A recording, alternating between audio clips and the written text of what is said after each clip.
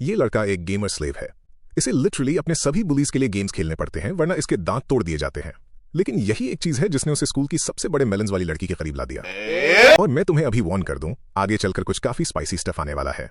वो उसके साथ सोने भी वाला है, लिटरली उन सब में सबसे हॉट लड़की इस लूजर के बेड पर। हालांकि उस पॉइंट तक आते आते उसकी फिजिक भी काफी सॉलिड हो चुकी होगी, और ये सब उन गेम्स की वजह से जिनका वो एडिक्टेड था। उसने हर मौके पर गेम खेले और कई गेम्स में उसका लेवल मैक्स था, और अब ये लड़का किसी भी उस गेम से कोई भी स्किल कॉपी कर सकता है जो उसने पहले खेला हो। इसके साथ वो एक लूजर, ट्रैश और बुलीज के टैलेंटलेस लैपडॉग से एक ऐसा बंदा बन जाता है जो अपने फिस्ट के साथ काफी अच्छा है, एक टोटल हॉटी, और अब स्कूल की हर लड़की उसे चाहती है। वो सब उसके साथ थोड़ा टाइम बिताने के लिए कुछ भी करने को तैयार है। अब वो किसके साथ एंड अप करेगा, ये हमें जल्द ही पता चलेगा। तुम किसे चूज करोगे, बिग हेयर वाली ब्रूनेट को या शॉर्ट हेयर वाली ब्रूनेट को, या शायद व्हाइट हेयर वाली को? और हाँ, डेफिनेटली आगे और भी ऑप्शंस आने वाले हैं। You can count on it. Nice. Classroom में वापस आते हैं। गेम्स ही हैं जिसकी वजह से वो उस हॉट लड़की के करीब आया। हालांकि उस दिन इस लड़की ने उसकी सारी अटेंशन चुरा ली थी। जब उसने गुड बाय कहा और हमारे प्रोटैगनिस्ट को उसके नाम डाविन से बुलाया, तो ये बंदा वहीं फ्रीज हो गया। System error. स्कूल की सबसे हॉट लड़की को उसका नाम पता था, लेकिन अचानक किसी और चीज ने उसकी अटेंशन खींच ली। जो कैरेक्टर वो हैंडल कर रहा था वो बात करते टाइम मर गया, और पेनल्टी के तौर पर किंग ऑफ जस्टिस की सोर्ड ड्रॉप हो गई। जब उसे लगा कि चुलवू, जो स्कूल का साइको है, गुस्से से पागल हो जाएगा, तब तक बहुत देर हो चुकी थी। उस सोर्ड की कीमत चुकाने के लिए आज कोई बहुत बुरी तरह पिटने वाला है। डाविन बस कहता है कि वो उसे अपनी खुद की कलेक्टेबल सोर्ड दे देगा, तो उसे गुस्सा नहीं होना चाहिए। हालांकि चुलवू कहता है कि इससे उसकी गलती की भरपाई नहीं होती, और वो उसे दोबारा पीटना शुरू कर देता है, बिल्कुल बारबेक्यू से पहले मीट को टेंडराइज करने की तरह। उसके बाद उसे जमीन पर पड़ा छोड़ दिया जाता है अपनी लाइफ के बारे में सोचने के लिए। फिर वो डिलिंक्वेंट कहता है कि उसने एक नया आरपीजी खेलना शुरू किया है, और डाविन उस लूजर के पास फायर किंग की ब्रॉड्सवुड लाने के लिए सिर्फ 1 हफ्ते का टाइम है। ऑफ कोर्स ये इम्पॉसिबल है, लेकिन हमारे लूजर गेमर को और भी ज्यादा मोटिवेट करने के लिए वो कहता है कि उसने डाविन को क्लास में अरंजू को देखकर ब्लश करते हुए देखा था, और अगर वो 1 हफ्ते में स्वॉर्ड नहीं लाया तो वो उसे नंगा करके उस हॉट लड़की के सामने पीटेगा। फिर चुलवू के दोस्त उसे बुलाते हैं और एमसी अकेला रह जाता है। वो सच में गेम से नफरत करता है, या फिर यूं कहो कि उसे खेलना पसंद है, बस तब नहीं जब लोग उसे फोर्स करते हैं। क्योंकि उसकी मॉम बिजनेस ट्रिप पर बाहर गई है, वो इस टाइम का यूज स्वॉर्ड लेने के लिए करता है। चुलवू ने डिमांड की थी कि उसका इन गेम कैरेक्टर लेवल 100 का है, तो वो स्ट्रांग है। प्रॉब्लम यह है कि एनिमीज भी पहले से ज्यादा स्ट्रांग हो गए हैं। ये फायर किंग स्वॉर्ड को हासिल करना और भी ज्यादा मुश्किल बना देता है। 18 घंटे बाद वो फायर किंग को हरा देता है, और उसे सिर्फ ड्रॉप चाहिए। 37 घंटे बाद उसे सिर्फ एक फायर सोर्ड मिलती है, किंग की सोर्ड नहीं। 64 घंटे बाद उस वेपन के लिए चेस्ट ड्रॉप्स का पीछा करते करते उसने अपनी सारी सेविंग्स भी जला दी है। ये सब कुछ और भी टफ होता जा रहा है, और वो थकान के उस पार जा चुका है। 144 घंटे बाद उसके पास सिर्फ एक दिन बचा है। अगर उसे सोर्ड नहीं मिली तो उसे अरान के सामने नंगा करके पीटा जाएगा। जब वो गिव अप करने ही वाला होता है, तभी एक नाइट उसकी मदद करने के लिए अपीयर होता है। ये एक और प्लेयर है लेवल 200 का, जो डाविन से कहीं ज्यादा स्ट्रांग है। वो प्लेयर पूछता है कि क्या उन्हें टीम अप करना चाहिए, क्योंकि उनका गोल एक ही है। सिर्फ एक दिन बचे होने पर और कोई ऑप्शन न होने के कारण वो घुटनों पर बैठ जाता है और मदद की भीख मांगता है। कुछ घंटों बाद आखिरकार उसे फायर किंग की सोर्ड मिल जाती है। उसे फायर गॉड की सोर्ड भी मिलती है। अब उसके पास 2 सोर्ड्स हैं, क्योंकि वो वाली गॉड टियर है। वो इसको किसी तरह बेचने के बारे में सोचता है, लेकिन वो उस लालच को छोड़ देता है। इसके बजाय वो नाइट को मदद करने के शुक्रिया के तौर पर फायर गॉड की सोर्ड दे देता है। आखिरकार वो कुछ घंटों के लिए आराम कर सकता है, लेकिन जब वो खड़े होने की कोशिश करता है, वो अचानक बेहोश होकर गिर जाता है। क्यों? क्योंकि वो 7 दिनों से सोया नहीं था, मुश्किल से कुछ खाया था और बहुत ज्यादा कैफीन ले ली थी। तो हाँ, उसका बॉडी जवाब दे देता है और वो मर जाता है। तभी उसके सामने एक सिस्टम स्क्रीन अपीयर होती है। ये उसके लाइफ पैटर्न्स को एनालाइज करना शुरू करती है। जब ये फिनिश होता है, डाविन को एक normal class player with no powers label किया जाता है। सिस्टम पूछता है कि क्या वो एक सर्च इवेंट स्टार्ट करना चाहता है, और प्रोटैगनिस्ट अनकॉन्शियसली एक्सेप्ट कर लेता है। सिस्टम इसको अप्रूवल मान लेता है और एमसी को वापस उसके क्लासरूम में भेज देता है। वो ठीक उसी मोमेंट पर वापस आ गया है जब सब कुछ गलत होने वाला था।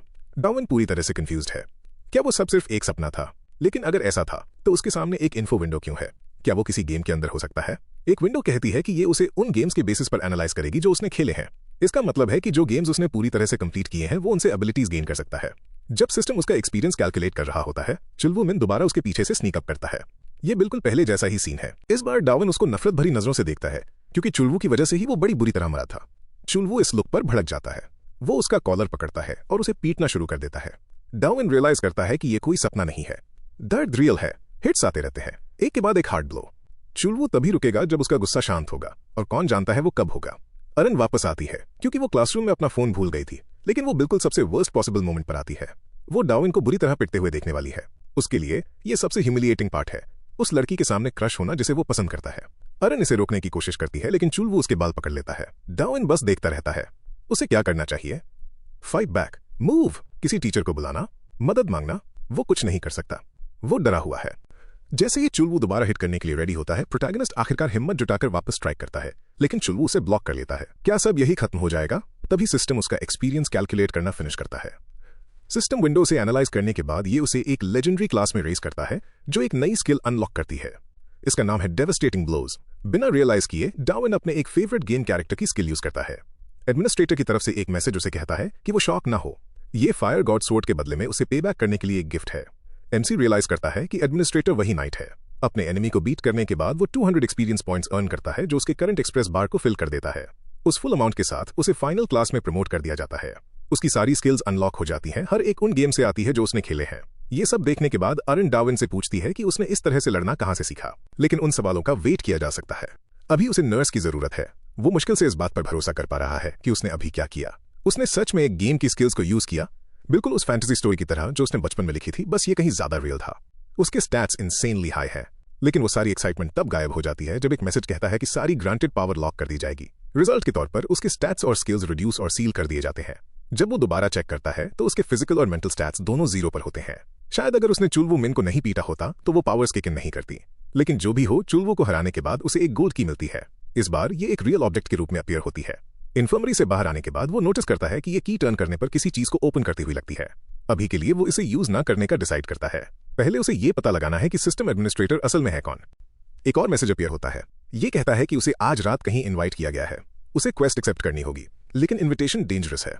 बाथरूम से बाहर निकलने वाला एक लड़का डार्विन से टकरा जाता है। वो जल्दी से माफी मांगता है, लेकिन दूसरे लड़के की नाक से खून बह रहा है। शायद ये टकराने की वजह से हुआ, फिर भी वो लड़का इसे इग्नोर करके चला जाता है। जब डार्विन बाथरूम में एंटर करता है तो जमिन शिन नाम का एक बंदा उसे ग्रीट करता है। वो हेलो कहता है क्योंकि उसने प्रोटैगनिस्ट को चुलवू मिन को मारते हुए देखा था। क्या वो यहाँ रिवेंज के लिए आया है? इसके बजाय वो एमसी को कुछ लड़कियों के साथ कैराओके के लिए इन्वाइट करता है। ये ऑफर एग्जैक्ट क्वेस्ट से मैच करता है। अगर वो इसे क्लियर करता है तो उसे एक रिवॉर्ड मिलेगा। ये उसे और स्ट्रांग बनने में मदद कर सकता है, लेकिन वो अभी भी हेजिटेट कर रहा है।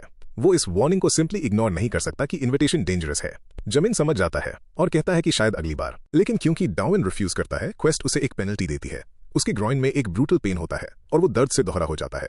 दर्द बहुत भयानक है। ये 1 घंटे तक चलेगा और अगर वो इसे और अवॉइड करना चाहता है तो उसे क्वेस्ट एक्सेप्ट करनी होगी। उस रात जमिन शिन डार्विन और बाकी सबसे मिलता है। एक सेकंड के लिए उसे लगता है कि यहां आना एक मिस्टेक थी। फिर जमीन ने जिन लड़कियों को इनवाइट किया था वो वहां आ जाती हैं।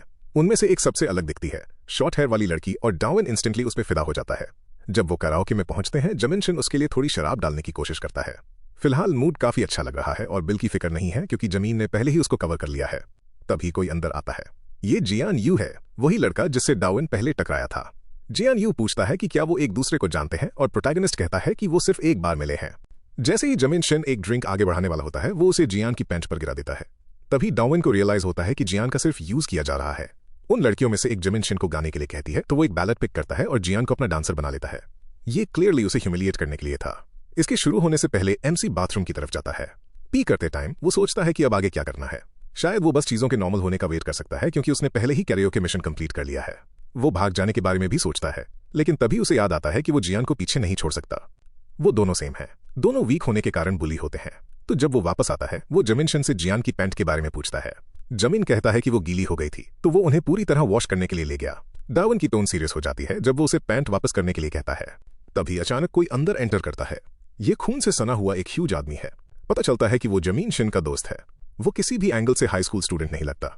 अपनी जान के डर से डार्विन जल्दी से कहता है कि उसे सिर्फ माइक्रोफोन चाहिए था ताकि वो गा सके। लेकिन तभी एक नया मिशन अपीयर होता है। जमीन शिन के सर पर माइक्रोफोन से हिट करो। उसके पास सिर्फ 30 मिनट्स हैं। अगर वो फेल हुआ तो उसे पहले जैसी ही पेनफुल पेनल्टी मिलेगी। मिशन पेनल्टी हिट होने का टाइम पास आ रहा था और उस मोटे आदमी का नाम मनशुन था। वो जान को एक चेयर की तरह यूज कर रहा था। क्यूरियस होकर वो डार्विन से पूछता है कि क्या वही था जिसने चुलवू को पीटा था। वो शांत रहता है। अगर वो अपनी डिस्ट्रक्टिव हिट स्किल अनलॉक कर पाता तो ये सब बहुत आसान हो जाता, लेकिन उसके पास अभी भी की नहीं थी। सिर्फ 15 मिनट बचे थे। जमीन पूछता है कि डार्विन यह क्यों छिपाता है कि वो कितना स्ट्रांग है। प्रोटैगनिस्ट को आंसर देने की जरूरत नहीं थी, लेकिन जमीन ने उसे यहाँ एक रीजन की वजह से बुलाया था। वो चाहता था कि एमसी उसके गैंग को ज्वाइन करे। अगर वो करता है तो उसे जो चाहिए वो मिल सकता है। डार्विन उसे मना करने की कोशिश करता है और जमीन उसका मजाक उड़ाते हुए पूछता है कि क्या वो हमेशा एक गेमिंग नर्ड ही बनकर रहना चाहता है। जमीन के अकॉर्डिंग ज्वाइन करने से उसकी पूरी लाइफ चेंज हो जाएगी। फिर भी वो कहता है कि उसे अभी आंसर देने की जरूरत नहीं है। जब उसे जिहान के साथ अकेले में थोड़ा वक्त मिलता है तो जिहान उसे वो की वापस कर देता है जो डार्विन स्कूल हॉलवे में गिरा चुका था। उस बात को साइड में रखते हुए वो उसे जमीन के साथ इन्वॉल्व ना होने की वार्निंग देता है। उसे पता है कि प्रोटैगनिस्ट कोई पूरी तरह से अच्छा इंसान नहीं है, लेकिन अभी सिर्फ 3 मिनट बचे थे। डार्विन ने अपना मन बना लिया था। वो बाहर निकला और एक स्टोरेज रूम में चला गया, दर्द सहने के लिए तैयार। वो जमीन के सर पर स्मैश नहीं करने वाला था, क्योंकि गैंग ज्वाइन करना सच में उसकी लाइफ चेंज कर सकता था। टॉर्चर शुरू होने में सिर्फ 9 सेकंड्स बचे थे। इसी बीच जब मनशुन ने गाने की कोशिश की, उसने नोटिस किया कि माइक्रोफोन गायब था। जैसे ही जमीन बाथरूम से बाहर आया, डार्विन ने माइक्रोफोन उठाया और जमीन के सर पर दे मारा। एक बार जमीन के नॉकआउट होते ही मिशन कंप्लीट हो गया। तो डार्विन ने बॉडी को छुपाने का प्लान बनाया, लेकिन निकलने से पहले उसे जियान को बचाना था। इसलिए उसने जमीन का फोन लिया और मनशुन को टेक्स्ट किया। मनशुन को एक काफी रूड मैसेज मिला जो लग रहा था कि जमीन की तरफ से आया है। डार्विन बस उसे रूम से दूर भेजना चाहता था, लेकिन अचानक वो उसके पीछे आ खड़ा हुआ। एक नया सरप्राइज मिशन अपीयर हुआ जिसमें उसे मनशुन को हराने के लिए कहा गया। मनशुन डार्विन को किक करता है, फिर उसकी शर्ट पकड़कर उसके फेस पर पंच मारता है। वो उसे जमीन की पीठ में छुरा घोंपने के लिए कायर कहता है। यहाँ पर इकलौता कायर मनशुन खुद था। वो डार्विन को साइड में फेंक देता है और जब एमसी कुछ बॉक्सेस से टकराता है तो उसकी नजर की पर पड़ती है। वो सोचता है कि उसे इसे कहाँ यूज करना चाहिए। तभी एक विंडो पॉपअप होती है। ये कहती है कि की उसकी एक स्किल को अनलॉक कर सकती है। तो वो इससे स्किल लॉक को खोलता है, फिर इसे अनलॉक करता है और मनशुन को उस पर अटैक करने के लिए कहता है। मनशुन डार्विन की तरफ चार्ज करता है और लड़का सीधे उसकी तरफ उछलता है। जो कार्ड उसने अनलॉक किया था उसका नाम फैल्कन डिसेंट था। इसके लिए 120 माना चाहिए था, लेकिन क्योंकि डार्विन के पास इनाफ माना नहीं था, एंड में उसे सिर्फ फेस पर मार खानी पड़ती है।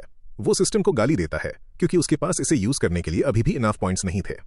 जब उसे लगता है कि सब खत्म हो गया है, उसे याद आता है कि जमीन के सर पर हिट करने वाले मिशन को क्लियर करने पर उसे एक कॉपर की मिलनी चाहिए थी, लेकिन वो यहां नहीं थी। इसका मतलब था कि की बाथरूम के आगे थी, लेकिन मनशुन उसे भागने नहीं देने वाला था। वो भूल गया था कि जमीन अभी भी यहीं था और कोई ऑप्शन न होने पर डार्विन दरवाजे से जबरदस्ती निकलने की कोशिश करता है, लेकिन एलिवेटर में पटक दिया जाता है। मनशुन उसका सर क्रश करता है और वो बचने के लिए डेस्परेट होकर नाटक करता है कि एलिवेटर डोर्स के पीछे उसने अपने सभी लोगों को बुला लिया है। ये 1 सेकंड के लिए काम करता है और मनशुन को बेवकूफ बना देता है, लेकिन एलिवेटर में कोई नहीं था और डार्विन पहले ही भाग चुका था। वो पैनिक में की ढूंढने के लिए दौड़ता है, लेकिन एक इडियट की तरह गिर जाता है। मनशुन बिल्कुल उसके पीछे था और उसे पीटने ही वाला था, लेकिन आखिरी सेकंड में डार्विन को कॉपर की मिल जाती है। उसे उठाते हुए वो अपनी स्टैट्स विंडो ओपन करने और अपनी माना ग्रोथ अनलॉक करने का डिसाइड करता है। जैसे ही वो अपने माना पॉइंट्स बढ़ाता है, वो मोटा आदमी डार्विन के करीब आ जाता है। एक बार जब उसका MP 100 तक जंप कर जाता है, प्रोटैगनिस्ट अटैक डॉज करता है, मोमेंटम के लिए उसके शोल्डर पर पैर रखता है, फिर जितना ऊंचा हो सके जंप करता है एक फॉलिंग किक लाने के लिए, जिसे बेहतर तरीके से फैल्कन किक के नाम से जाना जाता है। ब्लो एक शॉक वेव भेजता है और मनशुन को गिरा देता है, जिससे मिशन क्लियर हो जाता है। उसका रिवॉर्ड एक सिल्वर की होती है और जब उसे लगता है कि वो आखिरकार जीत गया, तभी जमीन उठ जाता है। वो डार्विन से एक्सप्लेनेशन मांगता है। MC आंसर देने की कोशिश करता है, लेकिन तभी मनशुन का भाई उसके पीछे आ जाता है। जमीन पहले ही डार्विन को बता चुका था कि मनशुन का भाई यहीं काम करता है। दूसरे रूम्स के लोग शोर सुनकर बाहर देखने आते हैं। वो सब जमीन और मनशुन के दोस्त थे। अलग अलग स्कूल्स के बुलीज सब यहीं हैंग आउट करते थे। उसके पास कोई माना नहीं बचा था, तो उसकी पूरी तरह से वाट लग चुकी थी। जहां तक जियान की बात है, वो ये सुनकर जा रहा था कि मनशुन जमीन के साथ कुछ पर्सनल बिजनेस हैंडल कर रहा था, लेकिन उसे पता था कि डार्विन ने उसे बाहर निकालने में मदद की थी। फिर शॉर्ट हेयर वाली लड़की सियोन कहती है कि वो पहले बाथरूम जा रही है। अब वापस प्रोटैगनिस्ट की तरफ आते हैं। जैसे ही वो बुरी तरह से पिटने वाला होता है, कैरियोके वर्कर्स में से एक उन्हें वार्न करता है कि पुलिस आ रही है। वो सबको बैकडोर यूज करने को कहता है। अभी के लिए डार्विन सेफ था, लेकिन जमीन ये कभी नहीं भूलेगा। MC इस मुसीबत से बाहर निकल तो गया, लेकिन उसकी बॉडी अपनी लिमिट हिट कर चुकी थी और वो हॉलवे में बेहोश हो गया। जब वो उठता है तो सियोन बिल्कुल उसके सामने होती है। डार्विन कुछ बोलने की कोशिश करता है, लेकिन वो उसका मुंह बंद कर देती है। वो दोनों विमेंस बाथरूम में थे और बाहर पुलिस थी, इसलिए उसने उसे वहां छुपा दिया था। वही थी जिसने माइनर्स को शराब बेचे जाने की रिपोर्ट की थी। उसने मदद की क्योंकि उसने उसे देखा था। उसने उसे मनशुन को पीटते हुए देखा, तो शायद वो पूरी तरह से लूजर नहीं था। यही डार्विन ने सोचा। उसे लगा कि वो उस पर फिदा हो गई है। उसकी मदद करने के बदले में वो कहती है कि उसे एक विश पूरी करनी होगी और वो इसके लिए जल्द ही पूछेगी। अगले दिन वो उठता है और उसकी मॉम का कॉल आता है। वो उसे 3 दिन तक कॉल ना करने के लिए चिल्लाती हैं, लेकिन अब जबकि उन्हें पता है कि वो जिंदा है, उन्हें वापस काम पर जाना है। डार्विन ये जानकर शॉक में है कि वो पूरे 3 दिनों तक बेहोश पड़ा था। वो भूख से मर रहा है, इसलिए वो फ्राइड चिकन ऑर्डर करता है। ये उसका पहली बार था जब उसने एक ही दिन में 3 थग से लड़ाई की थी। लेकिन अब जबकि उसकी बॉडी और माइंड रिकवर हो चुके थे, उसने गेम में लॉग इन करने और उस नाइट को ढूंढने का प्लान बनाया जिसने उसे सिस्टम दिया था। लेकिन जब उसने उस प्लेयर आईडी के लिए सर्च किया तो वो नॉन एग्जिस्टेंट दिखाई दिया, जैसे कि अकाउंट डिलीट कर दिया गया हो। शायद उसे खुद ही सिस्टम को फिगर आउट करना होगा, लेकिन पहले इसके बारे में जानने के लिए 3 चीजें हैं। सिस्टम उसे एक गेम कैरेक्टर की तरह ट्रीट करता है, तो वो अपना लेवल, स्टैट्स और क्लास देख सकता है। वो कोई भी ऐसी स्किल्स यूज कर सकता है जो वो अर्न करता है। सिस्टम उसके एनिमीज को मॉन्स्टर्स का लेबल देता है और उन्हें हराने से उसे कीज मिलती हैं। मॉन्स्टर्स को हंट करने के बाद उसे एक आइटम भी मिल सकता है। कीज उसे और स्ट्रांग बना सकती हैं। जो सिल्वर की उसने जीती थी, वो एक पैसिव स्किल अनलॉक कर सकती है। कीज के भी रैंक्स होते हैं। ब्रॉन्ज और कॉपर स्टैट्स बढ़ाते हैं। सिल्वर एक पैसिव स्किल अनलॉक करती है और गोल्ड एक एक्टिव स्किल को अनलॉक करती है। उसकी पहली स्किल डेवस्टेटिंग ब्लोज उसके इवैल्यूएशन के दौरान सील कर दी गई थी, तो वो उसे एक की पाकर अनलॉक कर सकता है। सबसे वर्स्ट पार्ट वो पनिशमेंट्स हैं जो उसे मिशंस फेल होने पर मिलती हैं। और अब जबकि उसने जमीन और उसके ग्रुप को अपना दुश्मन बना लिया था, उसे एक प्लान की जरूरत थी, लेकिन वो वेट कर सकता था। पहले वो अपना चिकन खाने वाला था। दरवाजा खोलने से पहले एक सिस्टम मैसेज उसे एक मिशन देता है। एक औरत उसको बाहर ले जाने के लिए पूछेगी और उसे एक्सेप्ट करना होगा, लेकिन दरवाजे पर जो इंसान है वो चिकन डिलीवरी गाय नहीं है, ये सियोन है। वो पूछता है कि वो यहाँ क्यों है और वो कहती है कि उस प्रॉमिस को पूरा करने का टाइम आ गया है। यही उनकी डील थी। फिर वो उसे अपने कपड़े उतारने के लिए कहती है। एक सेकंड के लिए डार्विन को लगता है कि ये वही मिशन है जो उसे मिला था। वो एम्बैरेस्ड है, लेकिन अगर ये मिशन है तो उसके पास कोई चॉइस नहीं है। तभी उसे रियलाइज होता है कि वो सब गलत समझ रहा था। उसने उसे कपड़े उतारने के लिए सिर्फ इसलिए कहा क्योंकि वहां गर्मी थी। वापस कपड़े पहनने के बाद सेयोन उसके क्लोजेट को चेक करती है किसी ऐसी चीज के लिए जो वो बाहर पहन सके, लेकिन क्योंकि उसके पास सिर्फ पजामाज है, वो दोनों शॉपिंग पर जाने का डिसाइड करते हैं। पहला आउटफिट जो वो पिक करती है वो उस पर सूट नहीं करता, लेकिन जब वो अगला वाला ट्राई करता है वो कहीं बेहतर लगता है। तभी एक नया मिशन अपीयर होता है। उसे उसको खाना ऑफर करना है, तो डार्विन उसे एक रेस्टोरेंट ले जाता है। लेकिन एक बार जब वो बैठ जाते हैं तो उनमें से कोई भी 30 मिनट्स तक कुछ नहीं बोलता, क्योंकि प्रोटैगनिस्ट उसका नाम नहीं जानता था। वो पूछता है और वो बताती है कि ये सियोन है। वो पूछता है क्योंकि वो उसके बारे में और जानना चाहता है, और देखते ही देखते वो सच में करीब आने लगते हैं। वो मूवीज देखते हैं, फिर एक कैफे, एक कैराओके रूम और फाइनली आर्केड जाते हैं। डार्विन अपनी स्किल से उसे इंप्रेस करने की कोशिश करता है, लेकिन वो सिर्फ एक एंचोवी मशीन को घूर रही होती है। तो वो बाथरूम जाने का बहाना करता है और उसके लिए कुछ एंचोवीज जीत लाता है। जब वो उसे वेट करते हुए देखता है, वो उसे उसके नाम से बुलाता है और तभी अचानक कोई उसके बाल खींच लेता है। ये सेहुन है जो इस बात से अपसेट है कि डार्विन सेयोन को उसके नाम से बुलाता है। क्लियरली वो उसे जानता था। सेयोन सेहुन को नाम से बुलाती है और उसे छोड़ने के लिए कहती है। वो छोड़ देता है और फिर पूछता है कि उसके साथ ये लड़का कौन है। वो जवाब देती है कि वो उसका बॉयफ्रेंड है, तो वो एक डेट पर है और वो डिस्टर्ब नहीं होना चाहती। फिर वो वहां से निकल जाते हैं, उन एंचोवीज को वहीं छोड़कर। बाद में जब डार्विन डीपली सोच रहा होता है, सेयोन कहती है कि वो उस जगह पर पहुंच गए हैं जहां वो उसे लाना चाहती थी। ये एक होटल था और एक सिस्टम मैसेज उसे कहता है कि उसे अंदर जाना होगा। वो टॉप फ्लोर पर जाते हैं जहां रूम्स हैं। डार्विन नर्वस है, लेकिन वो कहती है कि उसे बस वहां खड़े रहना है और कुछ नहीं करना। तभी वो नोटिस करता है कि पूरा फ्लोर क्लोज ऑफ कर दिया गया है। तो आखिर वो एग्जैक्ट थे कहां? पता चलता है कि वो एक गैंग मीटिंग में थे। कोई सबको शांत होने के लिए कहता है। ग्वानक जीओ मेंबर्स के साथ मीटिंग शुरू होने ही वाली है और वो लोग एक पुराने इंसिडेंट के बारे में बात छेड़ते हैं। वो रिपोर्ट करते हैं कि किसी ने स्कूल और कैराओके में गैंग मेंबर्स पर अटैक किया था। वो इंसान डार्विन था। अब उन्हें उससे निपटना है। तो वो पूछते हैं कि उसे कौन बाहर निकालना चाहता है। हर कोई अपना हाथ उठाता है। तभी एमसी के सामने अचानक एक मैसेज अपीयर होता है। ये उसे डिस्पेयर के थ्रिल को एंजॉय करने के लिए कहता है। डार्विन वहां से बाहर निकलना चाहता है, लेकिन सेयोन जुरोंग की बात काटती है और कहती है कि उन्हें नेक्स्ट एजेंडा आइटम पर मूव करना चाहिए, बोरामे का नया लीडर चुनना। सेयोन उसे यहाँ इसलिए आई थी ताकि वो उसे बोरामे का नया लीडर बना सके। क्योंकि सेयोन बोरामे का पार्ट थी, उसके पास अगला लीडर चूज करने का राइट था। सबको समझ आ गया कि ये वही बंदा था जिसे उन्हें जज करना था। उसने डार्विन को इसलिए चुना क्योंकि उसने उसमें रियल पोटेंशियल देखा था। यहाँ तक कि युनसंग जो सिलेमडोंग का लीडर था, उसे भी एक दुश्मन के बोरामे को लीड करने से कोई प्रॉब्लम नहीं थी। प्रोटैगनिस्ट का एक गैंग को लीड करने से कोई लेना देना नहीं था, लेकिन सेयोन ने उसे रिफ्यूज करने से पहले ठीक से सोचने को कहा। बोरामे के सपोर्ट के बिना जो थग्स उसका शिकार कर रहे हैं वो तुरंत उस पर टूट पड़ेंगे। अगर वो ज्वाइन करता है तो उसे ये बोझ अकेले नहीं उठाना पड़ेगा, और वो ये सब उसके लिए नहीं कर रही थी। वो बस ये नहीं चाहती थी कि वो दूसरा इंसान बोरामे का लीडर बने। तभी वो इंसान वहां आ गया। जो बोरामे का लीडर बनने की कोशिश कर रहा था वो सजंग था, और उसका डार्विन को वो पोजीशन देने का कोई प्लान नहीं था। गैंग उन्हें शोर बंद करने को कहती है। सजंग अभी भी इस बात पर अड़ा था कि एमसी बोरामे का लीडर नहीं बन सकता, तो दोनों को ही ये टाइटल चाहिए था। उन्हें इसे एक फाइट में सेटल करना चाहिए और विनर को बोरामे का नया लीडर डिसाइड करना चाहिए। थग्स अपनी सीट से खड़े हो गए और उन्होंने जगह खाली कर दी। सजंग और डार्विन को एक दूसरे को पीटते हुए देखने के लिए रेडी। अगर वो हारा तो वो वहीं मर जाएगा। तो प्रोटैगनिस्ट ने एक डाउनवर्ड किक के साथ ओपनिंग की और उसे जोर से सजंग पर दे मारा, लेकिन उसने बिल्कुल सही टाइम पर ब्लॉक कर लिया। अब डार्विन का माना खत्म हो चुका था और उसकी पूरी तरह से वाट लग चुकी थी। सजंग उसका गला पकड़ लेता है और वो फीलिंग उसे पुरानी यादों में ले जाती है। अब एमसी को क्लियरली याद आ जाता है कि वो कौन है। फर्स्ट ईयर में सजंग मोटा हुआ करता था, पर उससे भी ज्यादा वो वही लड़का था जो स्कूल में हर रोज डार्विन का गला दबाता था। यहाँ तक कि जब वो खा रहा होता या बाथरूम यूज कर रहा होता तब भी। उसने तो उसे स्कूल की लड़कियों के सामने भी ह्यूमिलिएट किया था। डार्विन को यकीन नहीं होता कि वेट लूज करने से वो इतना अलग दिख सकता है।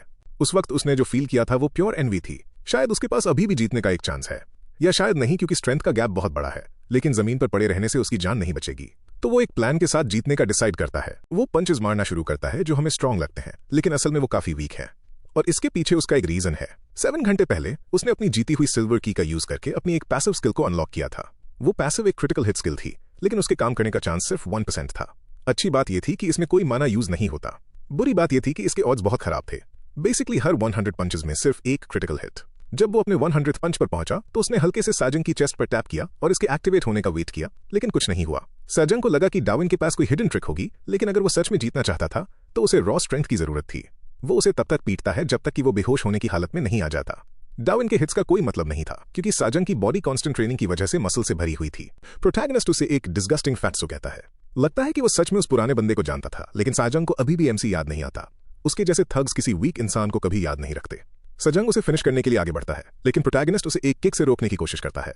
सजंग उसका पैर पकड़ लेता है और उसे चेयर्स में फेंक देता है। सजंग सोचता है कि ये फाइट पहले से ही पॉइंटलेस है, सजंग तो शुरू से ही विनर था। वो देख सकता है कि प्रोटैगनिस्ट अपनी फाइट करने की विल खो चुका है। और हाँ, प्रोटैगनिस्ट सच में हेल्पलेस फील कर रहा है। शायद उसने उस क्रिटिकल हिट पर कुछ ज्यादा ही ट्रस्ट कर लिया था। भले ही उसका चांस सिर्फ 1% था, लेकिन अगर वो यहाँ हारा तो थग्स उसे जान से मार देंगे। फिर भी वो ये एक्सेप्ट नहीं करेगा कि वो किसी तरह से हारने वाला है। इन सब के बावजूद उसके दिमाग में सिर्फ एक ही चीज थी, बचकर निकलना। फिर जैसे ही वो आगे बढ़ता है, वो ऑकवर्डली अपनी जैकेट पर उलझकर लड़खड़ा जाता है। जब उसका हाथ साजंग की चेस्ट पर टच होता है तो आखिरकार वो क्रिटिकल हिट ट्रिगर हो जाता है जिसका डार्विन को वेट था। सजंग उड़ता हुआ एलिवेटर डोर से जा टकराता है और डिफीट होकर गिर जाता है। कुछ लोगों को लगता है कि उसने बुद्धा स्पाम यूज किया है, लेकिन ऐसी कोई बात नहीं थी। उसने सच में कर दिखाया। फिर भी ये सेलिब्रेट करने का टाइम नहीं था। सजंग अभी भी होश में था और अब वो सच में उसे मार डालना चाहता था, लेकिन डर से कांपने के बजाय डार्विन एक्साइटमेंट से भरा हुआ था। शायद अब उसके जीतने के ऑड्स आखिरकार रियल थे। वो कहता है कि वो वापस सजंग की चेस्ट को टारगेट करने वाला है, तो सजंग उसे गार्ड करता है और ब्लॉक करने की कोशिश करता है, लेकिन वो सिर्फ एक बेट था। असली टारगेट उसकी नाक थी। चाहे उसकी बॉडी कितनी भी ट्रेंड क्यों ना हो, तुम अपनी नाक को ट्रेन नहीं कर सकते। सजंग की नाक से खून बहने लगता है और डार्विन इस मौके को वेस्ट नहीं करता। वो उसकी नाक खींचता रहता है और कहता है कि वो तभी रुकेगा जब सजंग गिव अप कर देगा। आखिरकार सजंग अपनी हार मान लेता है। इस बार एमसी जीत गया था। तभी एक इलेक्ट्रिकल शॉर्ट सर्किट से एक एक्सप्लोजन होता है। कुछ लोगों को लगता है कि ये सिर्फ एक स्पेशल इफेक्ट था, लेकिन असल में आग लग गई थी। सब लोग बाहर की तरफ भागे, जिसमें डार्विन भी शामिल था। तभी उसे सुनाई देता है कि सेयोन अभी भी अंदर है, तो वो उसे बचाने के लिए वापस अंदर दौड़ पड़ता है।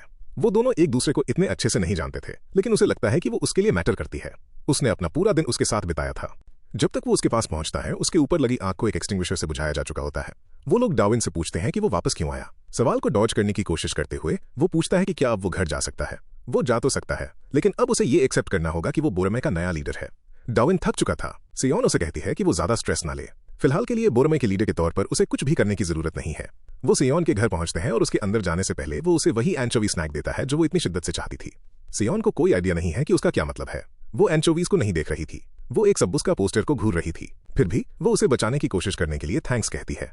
अब जबकि डेट खत्म हो गई है, मिशन काउंट कंप्लीट हो गया है। क्योंकि उसने 8 मिशन क्लियर किए हैं, उसे टोटल 8 रिवॉर्ड्स मिलेंगे। कुछ दिन बाद स्कूल वापस जाने का टाइम आ गया था। इस बार वो अपना गेमिंग गियर सेटअप करने के लिए क्लास 12A में जल्दी एंटर होता है। वो अपनी सीट ढूंढता है और नोटिस करता है कि रूम खाली है। वो डेस्क पर अपना सामान रखते वक्त जोर से आवाज करता है। वो अपने बगल वाले इंसान से माफी मांगता है, लेकिन जब वो उसकी आईडी देखता है तो उसे रियलाइज होता है कि ये युनसंग है, सिलिमडोंग का लीडर। सियोन ने उसे पहले ही वार्न किया था कि इस बंदे के आसपास केयरफुल रहे, क्योंकि थग हेडक्वार्टर्स के सभी लीडर्स में से युनसंग सबसे ज्यादा स्ट्रांग था। डार्विन फाइट नहीं करना चाहता था, उन्हें एलाइज होना था, लेकिन युनसंग उसे बताता है कि रूल्स कहते हैं कि गैंग काउंसिल मेंबर्स एक दूसरे से लड़ सकते हैं। तो वो अपने ग्रुप के लोगों पर अटैक करने के लिए उसे सबक सिखाने का प्लान बनाता है। डार्विन अपनी आंखें बंद कर लेता है, लेकिन युनसंग उसे जाने देता है। उसे उसको पीटने में कोई इंटरेस्ट नहीं है। जैसे उसने पहले कहा था, अगर उसे एक अलायंस चाहिए तो उनके पास वो है, इसलिए उसे दूसरे लड़कों के बारे में चिंता करने की जरूरत नहीं है। अब से सिलिमडोंग का कोई भी बंदा उसे दोबारा नुकसान नहीं पहुंचाएगा। दिन की पहली क्लास में कोई भी उसे पहले की तरह गेम खेलने का ऑर्डर नहीं देता। सेकंड ब्रेक, थर्ड ब्रेक और यहां तक कि लंच के टाइम भी कोई उसे खेलने के लिए फोर्स नहीं करता। पहली बार क्लासरूम पीसफुल फील हो रहा है, तो वो बाथरूम की तरफ जाता है। एंट्रेंस पर वो चुलमिन से टकराता है। एक सेकंड के लिए उसे लगता है कि ये रिवेंज लेने आया है, लेकिन चुलमिन बस उसे बोरामाई का लीडर बनने के लिए प्रेस करता है। क्योंकि चुलमिन सिलिमडोंग से बिलोंग करता है और युनसंग उसका लीडर है, वो डार्विन को रिस्पेक्ट से ट्रीट करता है। फिर वो युनसंग से उसके बारे में कुछ अच्छा बोलने की रिक्वेस्ट करके चला जाता है। क्योंकि कोई उसे परेशान नहीं कर रहा है, डार्विन हमेशा के लिए अपनी एक्सेसरीज को हटाने का डिसाइड करता है। शुरू में उसे लगा था कि उसे सिर्फ थग्स को पीटना है, लेकिन अब वो गैंग काउंसिल का एक मेंबर बन चुका है। वो जानना चाहता है कि ये सिस्टम असल में किस लिए है, लेकिन अभी के लिए वो इस पीस को एंजॉय करने का प्लान बनाता है। अरन उसकी मदद करने के थैंक्स के तौर पर उसे एक गिफ्ट देती है। एक्साइटेड होकर डार्विन बॉक्स खोलता है और अंदर एक जिंदा ऑक्टोपस देखता है। ये उसका स्टैमिना रिकवर करने में मदद करने के लिए है। प्रॉब्लम यह है कि उसे इसे जिंदा खाना होगा, लेकिन तभी कोई उस पर अपना फोन फेंकता रहता है। वो लड़का चाहता है कि डार्विन उसके लिए खेले। अरन पूछती है कि क्या वो उसे जानता है और डार्विन न में जवाब देता है। अरन युनसन से पूछती है कि उसने प्रोटैगनिस्ट के साथ टीम अप करने का डिसाइड क्यों किया। जिस इंसान से पूछा जा रहा है वो किम कुन है, जो सिलिमडोंग के एसोसिएट्स में से एक है। युनसन कहता है कि उसे उम्मीद थी कि डार्विन खुद को डिफेंड करेगा या अटैक करेगा, लेकिन उसके बजाय वो बस डर के मारे कांपता रहा। फिर भी उसके बारे में कुछ अजीब है। ऐसा लगता है जैसे वो किसी ऐसी चीज को घूर रहा हो जिसे कोई और नहीं देख सकता। इस एक चीज ने ही उसे क्यूरियस कर दिया। वापस सीन पर आते हैं। डार्विन अपनी सीट से उठता है और सीधे उस रेड हेयर वाले लड़के के पास जाता है जिसने उसे फोन दिया था। वो उसके लिए खेलने से इनकार कर देता है। क्या उस लड़के को नहीं पता था कि वो युनसंग का दोस्त है? वो रेड हेयर वाला लड़का सनवू कहलाता है और वो गैंग काउंसिल से बिलोंग करता है, लेकिन वो सिलिमडोंग के साथ नहीं है। वो बोंगशियोन से है। सनवू उसे एक कोल्ड लुक देता है और जब लगता है कि चीजें और बुरी हो जाएंगी, वो अपना फोन वापस ले लेता है और बिना पूछे उसे शव करने के लिए माफी मांगता है। डार्विन अरन के सामने कूल दिखना चाहता था, लेकिन वो पहले ही अपनी दोस्त के साथ निकल रही थी। जब आखिरकार लंच का टाइम आता है तो वो जल्दी से अरन के साथ खाना खाने जाने की कोशिश करता है, लेकिन कोई उसे रोक लेता है। ये जियान है जो उसका हाथ पकड़कर कहता है कि वो सनवू को पहले जाने दे। उनके आसपास के सभी लोग उससे डरे हुए थे और जब किसी ने बीच में चलने की कोशिश की तो एक दूसरे स्टूडेंट ने उसका रास्ता रोक लिया। वो 3rd ईयर का था। उसने तुरंत अपने दोस्तों को बुला लिया। जियान डावन को बताता है कि उसने अभी जो लगभग कर दिया था वो बहुत डेंजरस था। सनवू शायद शांत दिखता हो, लेकिन वो बिल्कुल इसके ऑपोजिट है। वो किसी को भी अपने रास्ते में आते हुए बर्दाश्त नहीं कर सकता। वो रेड हेयर्ड लड़का पूछता है कि उस बंदे की प्रॉब्लम क्या है। फिर सनवू पूछता है कि क्या उसे सच में लगता है कि वो उससे फास्ट है। वो रेड हेड फाइटर उसे सबक सिखाने के लिए आगे बढ़ता है, लेकिन एंड में उसे ही बॉडी पर हिट्स खाने पड़ते हैं।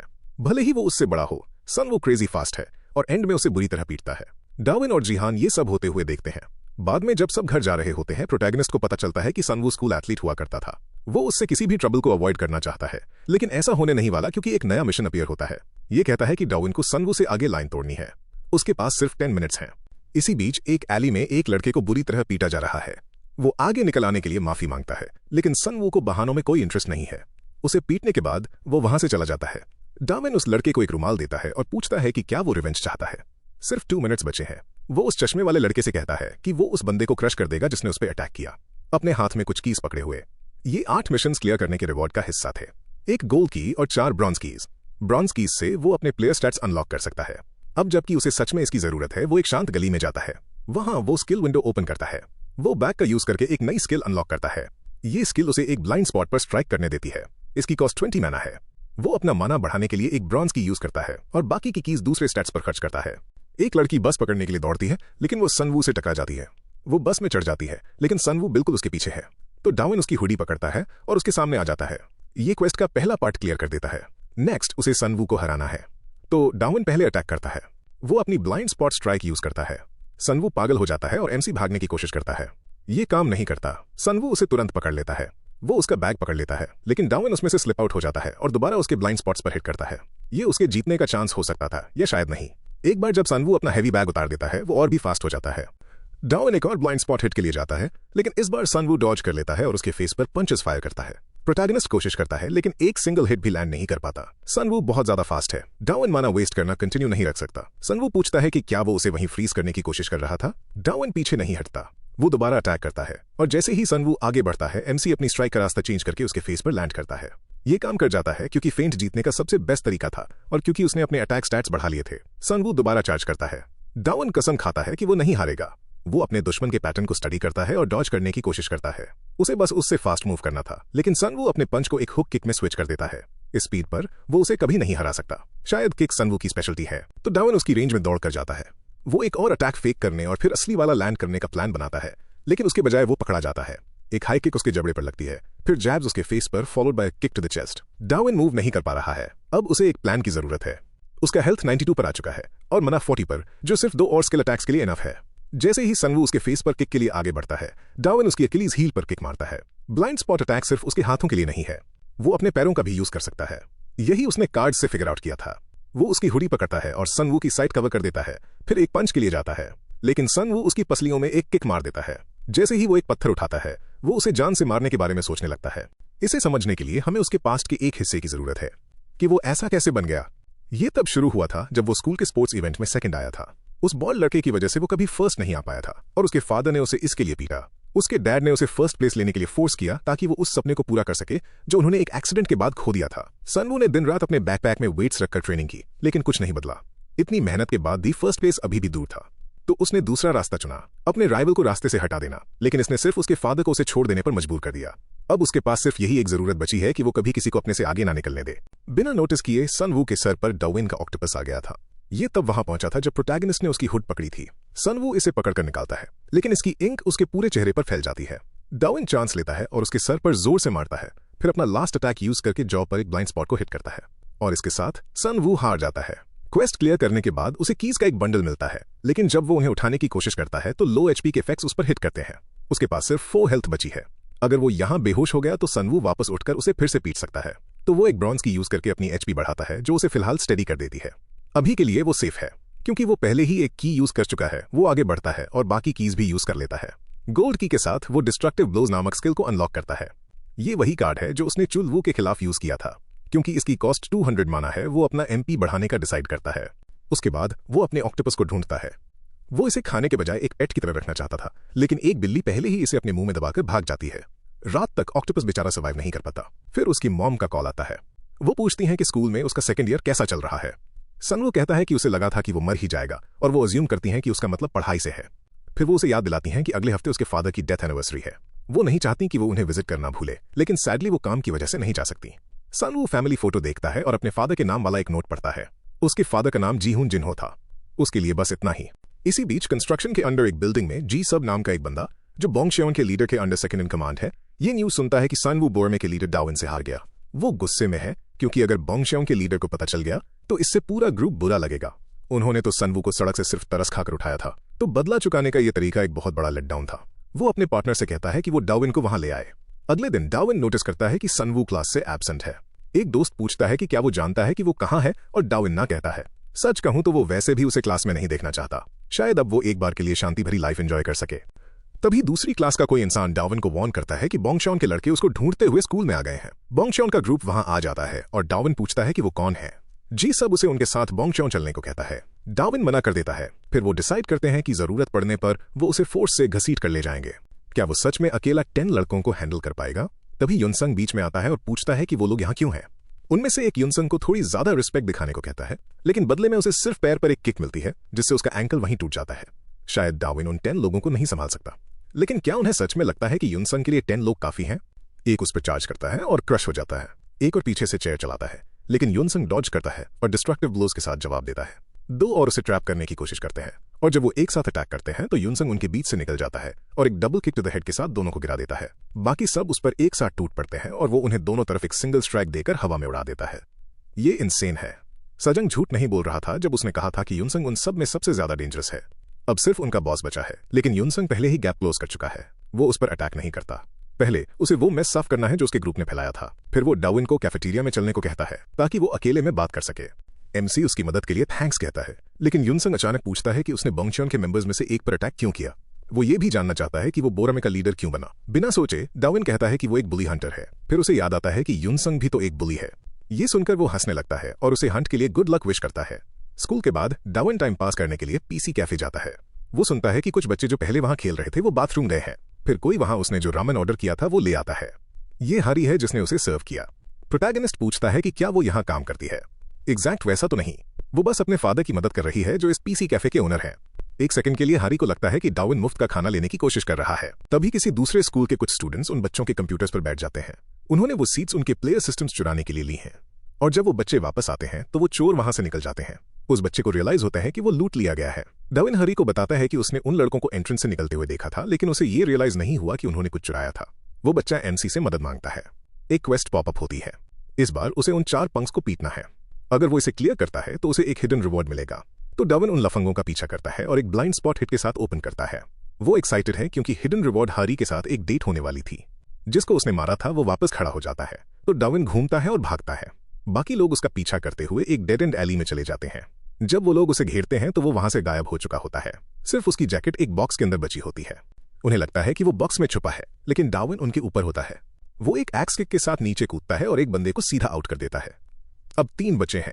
प्रोटैगनिस्ट थोड़ा टफ दिखने की कोशिश करता है और कहता है कि वो थग हेडक्वार्टर्स से बोरामे का लीडर है, लेकिन उनमें से एक इस बात पर यकीन नहीं करता। तो डाविन उसके ब्लाइंड स्पॉट पर हिट करता है। फिर उनमें से 2 उस पर रश करते हैं और उन दोनों के ब्लाइंड स्पॉट्स पर भी स्ट्राइक लगती है। ये फाइट काफी ईजी है क्योंकि उनमें से किसी को भी लड़ना नहीं आता। जब एमसी उनकी तरफ आगे बढ़ता है वो पीछे हटते हैं और बुरी तरह कॉर्नर हो जाते हैं। अपनी multi hit destructive blow skill का यूज करके डाविन 3 में से 2 को गिरा देता है। आखिरी वाला उससे माफी की भीख मांगता है। एक सेकंड के लिए वो मान जाता है, लेकिन फिर उसे डेट याद आती है और वो उसे एक फ्लाइंग किक के साथ फिनिश कर देता है। इसके साथ आखिरी दुश्मन भी खत्म। क्वेस्ट कंप्लीट हो जाती है और उसे एक सिल्वर की मिलती है। डाविन उन लफंगों से उस बच्चे को सॉरी बुलवाता है और फिर वो चले जाते हैं। अरन उसे थैंक यू कहती है। उनका साइबर कैफे ऐसे लोगों से परेशान था जो आइटम्स चुराते थे। रिवॉर्ड के तौर पर वो उसे एक डेट पर इनवाइट करती है, लेकिन पहले देखते हैं कि डाविन अरन से कैसे मिला। ये सिंपल है, वो उसकी पहली बुली थी। उस वक्त वो दोनों फर्स्ट ग्रेड में थे। डाविन उससे डरता था, इसलिए उसने महीनों तक उसे अवॉइड किया जब तक कि वो अलग अलग स्कूल्स में नहीं चले गए। फिर 3 साल बाद वो उससे दोबारा मिला। इस बार वो पहले जैसी बुली नहीं थी, और इस बार जो हिट डाविन को लगा वो था लव एट फर्स्ट साइट। वापस प्रेजेंट में आते हैं। जब अरन चेंज कर रही थी, एमसी ने इस टाइम का यूज अपनी एक पैसिव स्किल अनलॉक करने में किया। उस कार्ड का नाम था वेपन डोमिनो। वो इसे तभी यूज कर सकता था जब दूसरे इंसान के पास वेपन हो। सबसे बेस्ट पार्ट सिंपल था, इसमें कोई माना यूज नहीं होता था। एक बार जब अरान चेंज करके आई वो अमेजिंग लग रही थी। फिर वो उसे एक ऐसी जगह ले गई जहां उसे खाना पसंद था, टोक्यो बोके। उसने जो ऑर्डर किया वो काफी अजीब था, मिंट चॉकलेट फ्लेवर। फिर भी डार्विन उसे अपसेट नहीं करना चाहता था, इसलिए उसने वो सब खा लिया। अगर इससे वो खुश होती है तो वो कुछ भी करेगा। फिर उसे सेयोन के साथ अपनी आखिरी डेट याद आती है और वो सोचने लगता है कि सिस्टम फिर से कोई साइड क्वेस्ट ड्रॉप कर सकता है। वो अरान से पूछता है कि क्या वो इसके बाद उसे किसी अजीब जगह ले जाने का प्लान बना रही है, और वो हाँ कहती है और फिर उसे बोर्ड गेम्स खेलने के लिए ले आती है। बाद में वो एक मशीन के साथ ट्रूथ और लाई गेम ट्राई करते हैं। इस दौरान डार्विन डिसअपॉइंटेड हो जाता है, लेकिन वो मानती है कि मशीन काम नहीं करती और उसने जो भी कहा वो सब फेक था। शॉप पर खेलना खत्म करने के बाद अरन को एक गेम में इंटरेस्ट आता है जहां एक स्टफ टॉय जीतने के लिए एक कील पर हैमर मारना होता है। वो अपना शॉट मिस कर देती है, तो अब डार्विन की बारी है। वो पूरी ताकत से हैमर घुमाने ही वाला होता है कि अचानक एक सिस्टम मैसेज पॉपअप होता है और उसे हैमर से अरन के सर पर मारने के लिए कहता है। सब लोगों में से सिस्टम किसी को भी चुन सकता था, पर इसने अरान को ही चुना। लेकिन डार्विन ये नहीं कर सकता, वो इसके बजाय पेनल्टी लेना पसंद करेगा। जब उसे लगता है कि सब खत्म हो गया तो वो एक सिमिलर गेम के बारे में सुनता है, बस इस वाले में एक टॉय हैमर यूज होता था। तो डार्विन और अरान इसे ट्राई करने चल पड़ते हैं। एक इंसान को रॉक पेपर सिजर्स खेलना था। विनर को लूजर को हैमर से बॉन्क का मौका मिलता, जबकि लूजर अपने सर पर पॉट रखकर गार्ड कर सकता था। जब वो स्टार्ट करते हैं, डार्विन जीत जाता है और उसे हैमर से मारने की कोशिश करता है, लेकिन वो इस गेम में सच में बहुत अच्छी निकलती है। चाहे वो कितनी भी कोशिश कर ले, वो हिट लैंड नहीं कर पाता। उसके पास सिर्फ 9 सेकंड्स बचे हैं, तो डार्विन रॉक पेपर सिजर्स का अगला राउंड स्टार्ट होने से पहले ही अपनी मूव चल देता है। इससे आखिरकार उसे उसके सर पर हिट करने का मौका मिल जाता है। वो क्वेस्ट क्लियर कर लेता है और बोनस के तौर पर वो उस टॉय हैमर को अपने पास रख लेता है, भले ही वो पूरी तरह टूट चुका था। डार्विन को लगता है कि सर पर मार खाने के बाद अरन उससे नफरत करेगी, लेकिन वो बस हंसती है। उसे असल में मजा आया था। फिर उसे अपने डैड का मैसेज आता है। उसे वापस साइबर कैफे जाना पड़ेगा, लेकिन वो उम्मीद करती है कि वो जल्द ही डार्विन के साथ दोबारा हैंग आउट कर सकेगी। उनके गुड बाय कहने के बाद कैप पहने हुए एक बंदा प्रोटैगनिस्ट के पास आता है और पूछता है कि उसकी प्रॉब्लम क्या है। वो इसलिए आया था क्योंकि उसने सुना था कि डार्विन ने उसके 4 बंदों को पीटा है। एमसी अभी लड़ नहीं सकता क्योंकि उसका माना खत्म हो चुका है। कैप वाला बंदा कहता है कि वो रिवेंज में पहले ही इंटरेस्ट खो चुका है, इसलिए वो जाने लगता है। लेकिन जाने से पहले वो कहता है कि वो प्यारी सी स्वीटहार्ट जरूर वही लड़की होगी जो उसके साथ थी। ये सुनकर डार्विन उसे रोकता है और एक एली में चलने को कहता है। जब वो दोनों अकेले होते हैं, डार्विन वाइल्ड पंचेस मारना शुरू कर देता है। वो एक क्रिटिकल हिट लैंड करने की उम्मीद कर रहा है, लेकिन इसका सिर्फ 1% चांस है। फिर भी वो रिस्क लेता है। कैप वाला बंदा अपने छुपाए हुए ब्रास नकल्स निकालता है और डार्विन पर यूज करने के लिए रेडी हो जाता है। प्रोटैगनिस्ट पहले रिएक्ट करता है और एक आइटम का यूज करके उस पर बार बार हिट करता है। थग को लगता है कि एमसी बैट घुमा रहा है, लेकिन ये बस वही टॉय हैमर है। और क्योंकि दूसरे बंदे के पास वेपन है, वेपन डोमिनो एक्टिवेट हो जाता है और डार्विन की वेपन पावर को बूस्ट कर देता है। थग अटैक करने की कोशिश करता है, लेकिन डार्विन उसे हैमर से लगातार प्रेस करता रहता है। वो सर का एम लेता है, लेकिन पकड़ा जाता है। ये अभी भी प्रोटैगनिस्ट को नहीं रोकता और वो उसकी पीठ पर जोर से मारता है। जैसे ही वो इसे फिनिश करने वाला होता है, टॉय हैमर टूट जाता है, इसलिए अब वो वेपन डोमिनो यूज नहीं कर सकता। इसकी वजह से थग उस पर कई सारे हिट्स लैंड कर देता है। उन ब्रास नकल से बहुत दर्द होता है। डार्विन पूछता है कि वो इस तरह की लाइफ क्यों जीता है। थग कहता है, एक नॉर्मल लाइफ जीने से ज्यादा पैसा इसमें मिलता है। एमसी अपनी बेल्ट के स्ट्रैप का यूज करके उसकी नाक तोड़ देता है। ये भी वेपन डोमिनो के लिए काउंट होता है और वो फास्ट अटैक्स के साथ रश करता है, लेकिन थग बेल्ट पकड़ लेता है और कहता है बाकी सबकी तरह जीना सिर्फ एक वेस्ट है। जैसे ही एक पंच उसके फेस पर लगने वाला होता है, डार्विन एक जूडो मूव यूज करता है और उसे जमीन पर पटक देता है और इस तरह क्वेस्ट क्लियर हो जाती है। बाद में हारी और उसके डैड घर की तरफ निकलते हैं, जबकि डार्विन दूर से उन्हें देखता है। ये सोचकर रिलीव्ड फील करता है कि उन्हें कुछ नहीं हुआ। घर वापस आकर वो लेट जाता है। थग के कहे गए शब्द उसे परेशान करते रहते हैं। उसके फादर ने ऐसे बच्चों की मदद करने की कोशिश की थी, लेकिन किस कीमत पर? डार्विन के पास इसका कोई जवाब नहीं है। फिर भी वो उन बातों को साइड रखता है और अपनी 5 कॉपर कीज यूज करता है। वो अपनी एजिलिटी बढ़ाने का चुनता है, क्योंकि उसे अभी भी नहीं पता कि स्पिरिट स्टैट का क्या काम है। वो फिलहाल उसे वैसे ही छोड़ देता है। नेक्स्ट वो उस रिवॉर्ड को चेक करता है जो उसे अरान के सिर पर मारने के लिए मिला था। क्वेस्ट ने कहा था कि ये एक डंजन मैप होगा, तो जब वो इसे बाहर निकालता है तो ये असल में एक अपार्टमेंट सेल्स का फ्लायर निकलता है। लेकिन क्वेस्ट एक स्पेसिफिक जगह पॉइंट करती है जहां उसे एंटर करना है। इसकी एक एंड डेट भी है। उसके पास 5 दिन है और डंजन क्लियर करने के लिए उसे अपने साथ 2 और लोगों की जरूरत है। तो अगले दिन स्कूल में वो युनसंग से उसकी टीम ज्वाइन करने को कहता है, लेकिन वो इनकार कर देता है। वो लोग सिर्फ एलाइज थे। लंच के टाइम वो जिहान और उसकी क्रू से पूछने के बारे में सोचता है, लेकिन उन्हें इसमें घसीटना उसे ज्यादा डेंजरस लगता है। स्कूल के बाद सियोन उसका वेट कर रही होती है। वो उसे बोरमाई के मेंबर्स से मिलवाने ले जाती है। डार्विन नर्वस है, लेकिन वहां सिर्फ 2 लोग हैं। सियोन उनमें से एक है जो सेंस बनाता है, क्योंकि वो भी बोरमाई के साथ है। उनकी अभी भी आपस में नहीं बनती, लेकिन सियोन उन्हें बैठने को कहती है। बोरमाई में अब सिर्फ 3 मेंबर्स बचे हैं। मीटिंग में आए बाकी सभी लोग इसलिए चले गए क्योंकि वो डार्विन को लीडर के रूप में नहीं चाहते थे। चश्मे वाला बंदा अपना इंट्रोडक्शन सेहुन के रूप में देता है। उसके बाद सियोन उसे वार्निंग देती है कि वो कोई और ट्रबल खड़ी ना करे।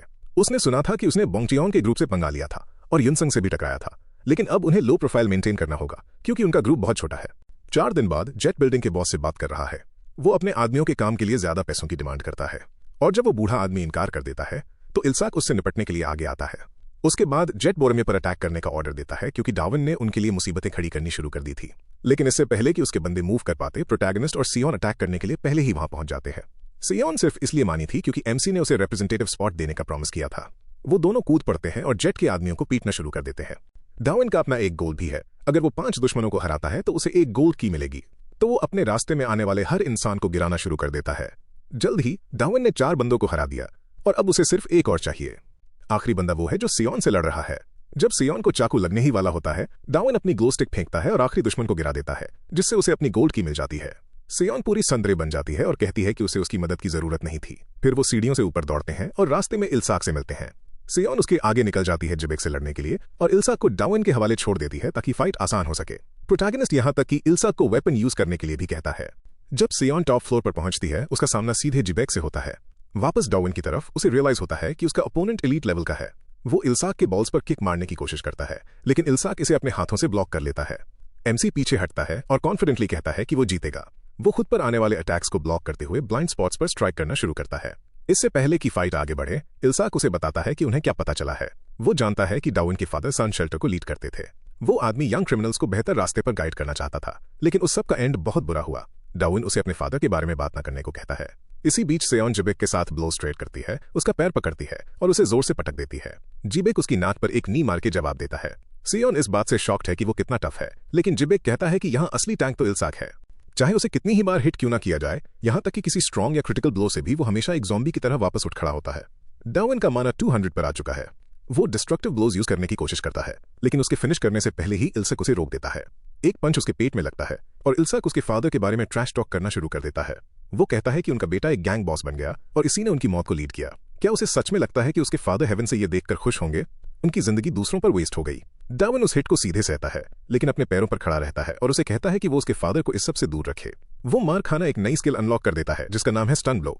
इसकी कॉस्ट 90 माना है और वो इसे इल्साक पर यूज करता है। फिर भी इल्साक आगे बढ़ता है और डार्विन को पैर से पकड़कर कहता है कि वो उसे खत्म कर देगा। सियोन की साइड पर वो जिबेक के जबड़े पर एक ह्यूज शॉट लैंड करती है, लेकिन वो एक डबल किक से फायर बैक करता है। ये उसका बैलेंस बिगाड़ देता है और वो उसके ऊपर बैठकर उसे लगातार पीटना शुरू कर देता है। जिबेक उसे कहता है कि वो अपने रिप्रेजेंटेटिव की चिंता न करे, इल्साक उसे संभालने के लिए काफी स्ट्रांग है। वापस डार्विन की तरफ आते हैं। वो अब डेस्परेट पंचेस मार रहा है, जिनका मुश्किल से ही कोई असर हो रहा है। ऐसे पुश करते रहना यूजलेस लग रहा है। चाहे वो कितनी भी कोशिश करे, वो फेल होता रहता है। लेकिन गेम्स भी तो ऐसे ही होते हैं, तुम जीतने से पहले बार बार फेल होते हो। उसके फादर हमेशा उससे कहते थे कि चलते रहो और कभी हार मत मानो, इसलिए वो क्विट नहीं करेगा। वो एक और पंच मारता है और ये आखिरकार असर करता है। इल्साक अभी भी उसकी तरफ आता है और डार्विन के पेट में पंच मारता है, लेकिन प्रोटैगनिस्ट उसके चेहरे को पकड़ लेता है और वो दोनों एक काफी ऊंचाई से नीचे गिर जाते हैं। एक गेम की तरह डार्विन आखिरकार समझ जाता है। अब उसे पता है कि उसे कैसे हराना है।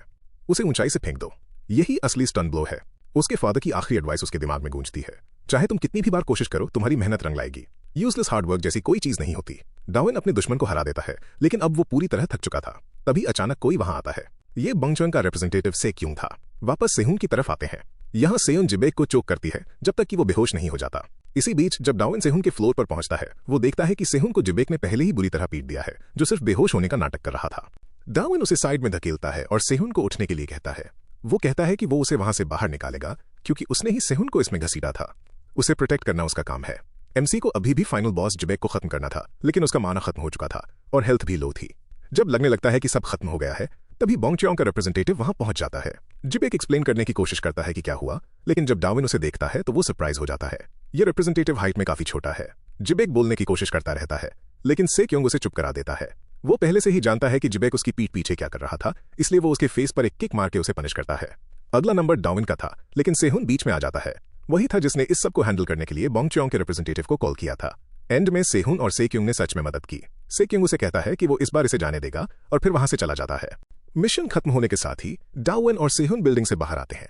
जैसा कि उन्होंने अग्री किया था, प्रोटैगनिस्ट उसे रिप्रेजेंटेटिव की पोजीशन सौंप देता है। लेकिन ये याद करने के बाद कि कैसे एमसी ने उस पर कभी गिव अप नहीं किया, सेहुन जानता है कि वो एक बेटर लीडर है। वो बस ये कहता नहीं है। शायद अगली बार वो सच में वो स्पॉट ले लेगा। सिस्टम डंजन में उसका कंट्रीब्यूशन चेक करता है और क्योंकि उसने फाइनल बॉस को नहीं हराया, उसे अभी भी रिवॉर्ड मिलता है, बस थोड़ा छोटा वाला। फिर भी उसे 12 कॉपर कीज मिलती हैं, जो कि बहुत ज्यादा है। अगले दिन वो अपने फादर की ग्रेव पर विजिट करता है। वो फोटो देखता है और एक्सीडेंट याद करता है।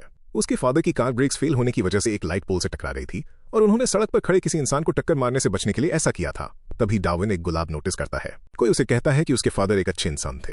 लेकिन क्या होगा अगर उसे पता चले कि ये बिल्कुल भी एक्सीडेंट नहीं था, बल्कि कुछ प्लान्ड था? और क्या होगा अगर इसके पीछे का इंसान उसके करीब का हो? ये बात कहने वाला युनसंग है। डार्विन पूछता है कि वो उसके फादर को कैसे जानता है। पता चलता है कि वो तब मिले थे जब युनसंग एक बच्चा था। उसके फादर ने उसे कॉफी पीते हुए देखा और बदले में उसे योगर्ट ड्रिंक खरीद कर दिया। शुरू में युनसंग को लगा कि वो सस्पिशियस दिखते हैं, लेकिन वो बस एक ऐसे इंसान थे जो थग काउंसिल के साथ काम करते थे, यानी बुलीज के एक शिकारी।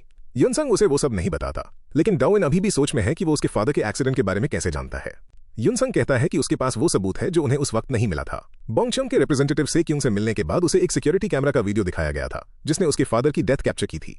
उसमें क्लियरली उस पुराने केस का प्रूफ था।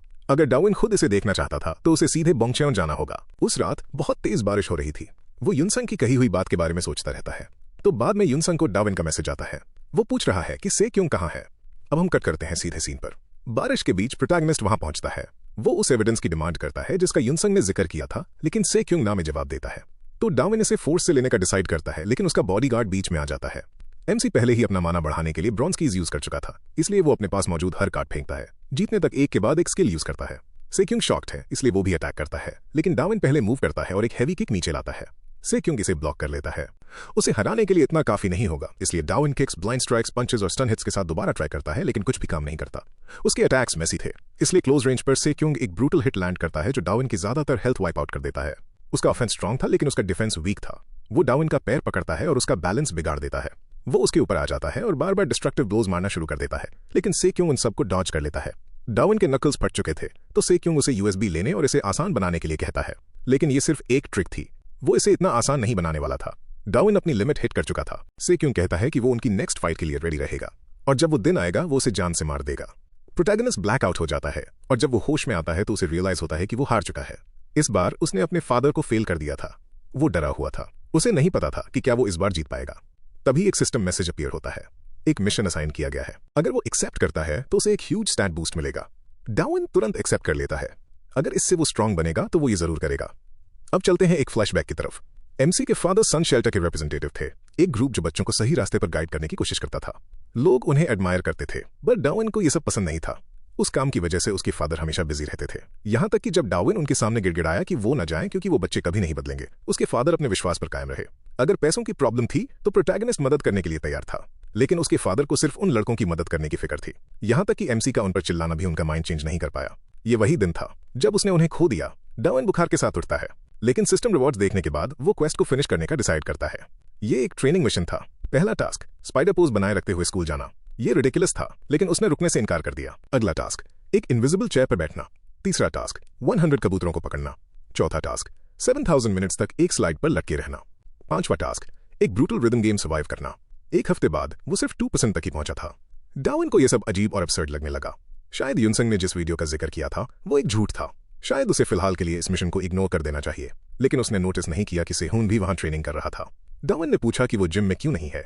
सेहून कहता है कि उसे अपनी बॉडी पर शर्म आती थी, इसलिए उसने 2 साल तक पार्क में ट्रेनिंग की। उसके लिए भी इस तरह की ट्रेनिंग काफी हार्ड थी। वो उससे रिलेट कर पा रहा था। उसने जब भी कोई स्पोर्ट ज्वाइन किया तो डिटर्मिनेशन की कमी की वजह से उसने अगले दिन ही क्विट कर दिया। सेहून पूछता है कि क्या वो सच में ट्रेनिंग रोकने वाला है। ये डाउइन को पुश करता है और वो अपने गोल पर फोकस बनाए रखने का चुनता है। 2 महीने बीत जाते हैं। प्रोटैगनिस्ट से क्यों के ऑफिस में एंटर करता है। इस बार वो रिकॉर्डिंग लेने के लिए तैयार है। अब चीजें अलग होने वाली थीं। से क्यों अटैक करने के लिए उस पर रश करता है, लेकिन डाउइन ब्लॉक कर लेता है। फिर उसके फेस की तरफ एक पंच आता है और वो इसे अपने दोनों हाथों से रोक लेता है। से क्यों को रियलाइज होता है कि एमसी बहुत बदल गया है। अब वो कोई वीक बच्चा नहीं था।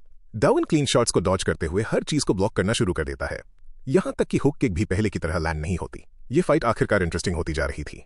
वो डाउइन की तरफ चार्ज करता है, लेकिन उसके जबड़े पर एक जोर की पड़ती है। अगर वो यूं ही खेलता रहा तो वो पैथेटिक दिखेगा। अब से वो मजे लेना बंद कर देता है। ये चीज डाउइन को और भी ज्यादा एक्साइटेड कर देती है। वो अटैक्स मारना शुरू करता है, और जब डाउइन कॉर्नर हो जाता है वो एक फ्रंट किक के साथ वापस फायर करता है। से क्यों दोबारा अटैक करता है और उसके फेस पर एक शॉट लैंड करता है। हिट से दर्द होता है, लेकिन ज्यादा नहीं। डाउइन एक पंच से जवाब देता है, लेकिन से क्यों डायरेक्शन चेंज करके एक किक मारता है।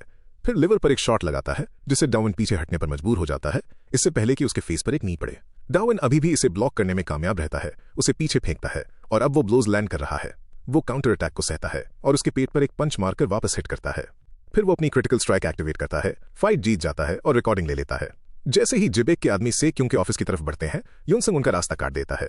वो किसी को भी इस फाइट में इंटरफियर नहीं करने देगा। क्या वो लोग सच में उससे पंगा ले सकते थे? युनसंग उनमें से किसी से नहीं डरता।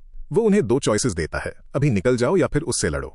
लेकिन डाउइन का काम पहले ही हो चुका था, इसलिए वो युनसंग के साथ वहां से निकल जाता है। जिबेक अपने बॉस के ऑफिस में आता है और पूछता है कि क्या हुआ। से क्यों बस कहता है कि कुछ नहीं था। जल्द ही उसे डाउइन की स्ट्रेंथ के पीछे का सीक्रेट पता चल गया। बाद में पार्क में प्रोटैगनिस्ट रिकॉर्डिंग देखता है। किसी ने ब्रेक्स काटे थे, लेकिन वो अभी भी ये नहीं बता पा रहा था कि वो कौन था। फिर वो उन कपड़ों पे फोकस करता है जो उस इंसान ने पहने थे। जैसे ही एमसी इसे देखता है उसे रियलाइज होता है कि ये सन शेल्टर की जैकेट है, वही सेम जैकेट जो उसके फादर ने सन शेल्टर के लिए डिजाइन की थी। सिर्फ यही उसे बताने के लिए काफी है कि वो इंसान कभी सन शेल्टर से ही बिलोंग करता था। डार्विन को यकीन नहीं हो रहा कि उसके फादर की डेथ के पीछे वही लोग थे जिनकी उसके फादर ने मदद करने की कोशिश की थी। वो वीडियो किसी एनोनिमस इंसान ने भेजी थी। उसे एक पुरानी बिल्डिंग याद आती है जो कभी सन शेल्टर ग्रुप यूज करता था। शायद एविडेंस वहां हो और शायद वो इसमें शामिल हर मेंबर को ढूंढ सके। एक बार उसे रिस्पॉन्सिबल इंसान मिल गया तो वो उसके टुकड़े टुकड़े कर देगा। लेकिन ये इतना आसान नहीं होगा क्योंकि अगले हफ्ते से एग्जाम शुरू होने वाले हैं। तो जियान उसकी पढ़ाई में मदद करने का डिसाइड करता है। दोनों जियान के घर पर पढ़ने का प्लान बनाते हैं, लेकिन तभी एक और मिशन पॉपअप होता है। उसे एग्जाम वीक के दौरान जियान को प्रोटेक्ट करना है, जिसका मतलब है कि कोई उस पर अटैक करने वाला है। एक एली में कुछ लड़के पहले से ही जियान को ढूंढ रहे थे। जो उसके पीछे था उसके टैटूज थे। मिड टर्म से 4 दिन पहले वो जियान के घर पहुंचते हैं जो किसी मैंशन जैसा लगता है। एक औरत उनका वेलकम करती है। शुरू में डार्विन को लगता है कि वो जियान की मॉम है, लेकिन वो सिर्फ हाउसकीपर है। वो उसके रूम में जाते हैं और पढ़ाई शुरू करते हैं। बाद में वो गुड बाय कहते हैं। फिलहाल कुछ बुरा नहीं होता और रिवॉर्ड के तौर पर एक हिडन आइटम मिलता है। अगले दिन डार्विन इतनी पढ़ाई करने से लगभग बेहोश हो जाता है। वो ब्रेक लेते हैं और जियान के घर के गेम रूम में जाते हैं। प्रोटैगनिस्ट दूसरे रूम के बारे में पूछता है तो जियान कहता है कि वो सिर्फ स्टोरेज रूम है। उसके अगले दिन क्लास के बाद वो दोबारा पढ़ने के लिए जियान के घर जाने का प्लान बनाते हैं। जियान डार्विन को बताता है कि उसके पास 20 से ज्यादा ट्यूटर्स हुआ करते थे और वो सब सिर्फ स्कूल सब्जेक्ट्स नहीं पढ़ाते थे। उन्होंने हर तरह की चीजें सिखाई थीं। लेकिन तभी उनका सामना जियान के एक दोस्त से होता है जिसने उसे तुरंत पहचान लिया। ये गन नाम था, वही टैटूड लड़का जो पहले उसे ढूंढ रहा था। वो मिडिल स्कूल से दोस्त थे और उन्हें मिले हुए बहुत टाइम हो गया था। डार्विन नोटिस करता है कि जियान कांप रहा था। वो पूछता है कि क्या गन नाम प्रॉब्लम है, लेकिन जियान उसे रोक देता है। फिर वो दोनों जियान के घर की तरफ निकलते हैं। रास्ते में जियान कहता है कि आज वो साथ पढ़ाई नहीं कर सकते, शायद वो कल पढ़ लें। जब जियान अंदर जाता है, हाउसकीपर उसे बताती है कि उसके दूसरे दोस्त वेट कर रहे हैं। ऊपर गेम रूम में उसे गन नाम के दोस्त पहले से बैठे मिलते हैं। जियान नर्वस हो जाता है और तभी गन नाम अचानक उसके पीछे आ खड़ा होता है। डार्विन समझ जाता है कि कुछ गड़बड़ है, इसलिए वो खुद जियान के घर जाने का डिसाइड करता है। लेकिन हाउसकीपर एमसी को बताती है कि जियान घर पर नहीं है, वो उन दूसरे लड़कों के साथ बाहर गया है। तभी एक सिस्टम मैसेज पॉपअप होता है।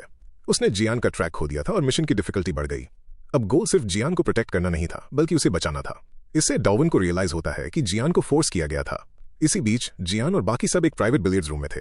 वो गन नाम से पूछता है कि वो उसके साथ हमेशा ऐसा क्यों करता है। गन नाम अपने दोस्तों को रेडी होने को कहता है और बताता है कि जियान जबान लड़ाने के लिए अब पीटने वाला है। डार्विन हर जगह ढूंढता है। जब आखिरकार वो कॉल करता है तो जियान का फोन गन नाम उठाता है। वो लोकेशन डिमांड करता है और गन नाम सच में उसे बता देता है।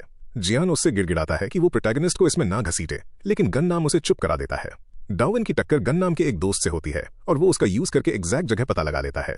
वो उस बंदे से कन्फेस करवाता है और फिर फाइट के लिए रेडी हो जाता है। लेकिन उससे पहले जानते हैं जियान का कुछ पास्ट। उसकी मदर एक बीमारी की वजह से हॉस्पिटल में थी। वो चाहती थी कि उनका बेटा दोस्त बनाए और इस तरह जियान गन नाम से मिला। उन दोनों की मदर्स एक ही हॉस्पिटल में बीमार थी। दोनों फैमिलीज रिच थी और लड़के एक ही स्कूल जाते थे। इस वजह से वो जल्द ही क्लोज हो गए। वो काफी हद तक एक जैसे थे। लेकिन तब गन्नाम को पता चला कि उसकी मदर को दूसरे हॉस्पिटल शिफ्ट कर दिया गया है और शायद वो ना बचे। उसके बाद उसके अंदर कुछ बदल गया। वापस फाइट पे आते हैं। वो सब डार्विन पर टूट पड़ते हैं, लेकिन जो भी दुश्मन उसकी तरफ आता है उसे सीधे फेस पर एक हार्ड हिट खाना पड़ता है। सेकियोम की ट्रेनिंग की वजह से ये लड़के उसके आगे सिर्फ रुकीज थे। यहाँ तक कि गन्नाम के बॉडीगार्ड्स भी डार्विन के आगे कुछ नहीं थे।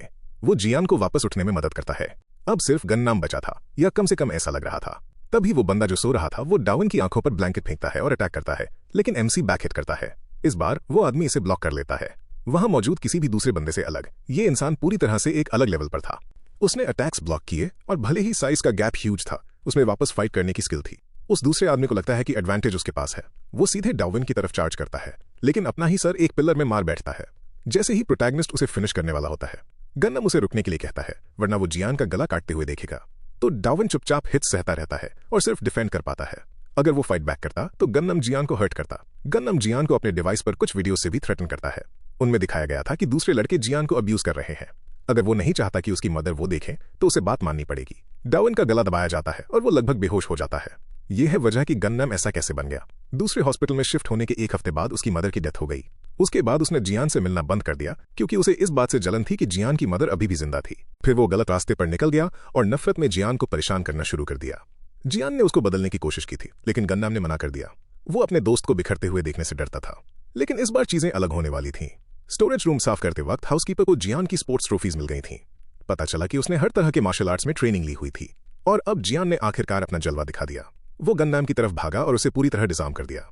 अब जबकि जियान हॉस्टेज नहीं था, डार्विन अपनी फाइट कंटिन्यू रख सकता था। गन्नम ये देखकर चिल्ला उठा और सबको उठने को कहा। फिर उसने एमसी से पूछा कि उसे जाने देने के लिए कितना पैसा चाहिए। उसने जियान ने जो पे किया था उसका 3 गुना ऑफर किया। डार्विन को पैसों की परवाह नहीं थी। डेस्परेट होकर गन्नाम ने जियान से कहा कि अगर वो नहीं चाहता कि वो वीडियो उसकी मदर को दिखाया जाए तो वो उसे रोके। ये धमकी पास्ट के एक दिन की वजह से शुरू हुई थी।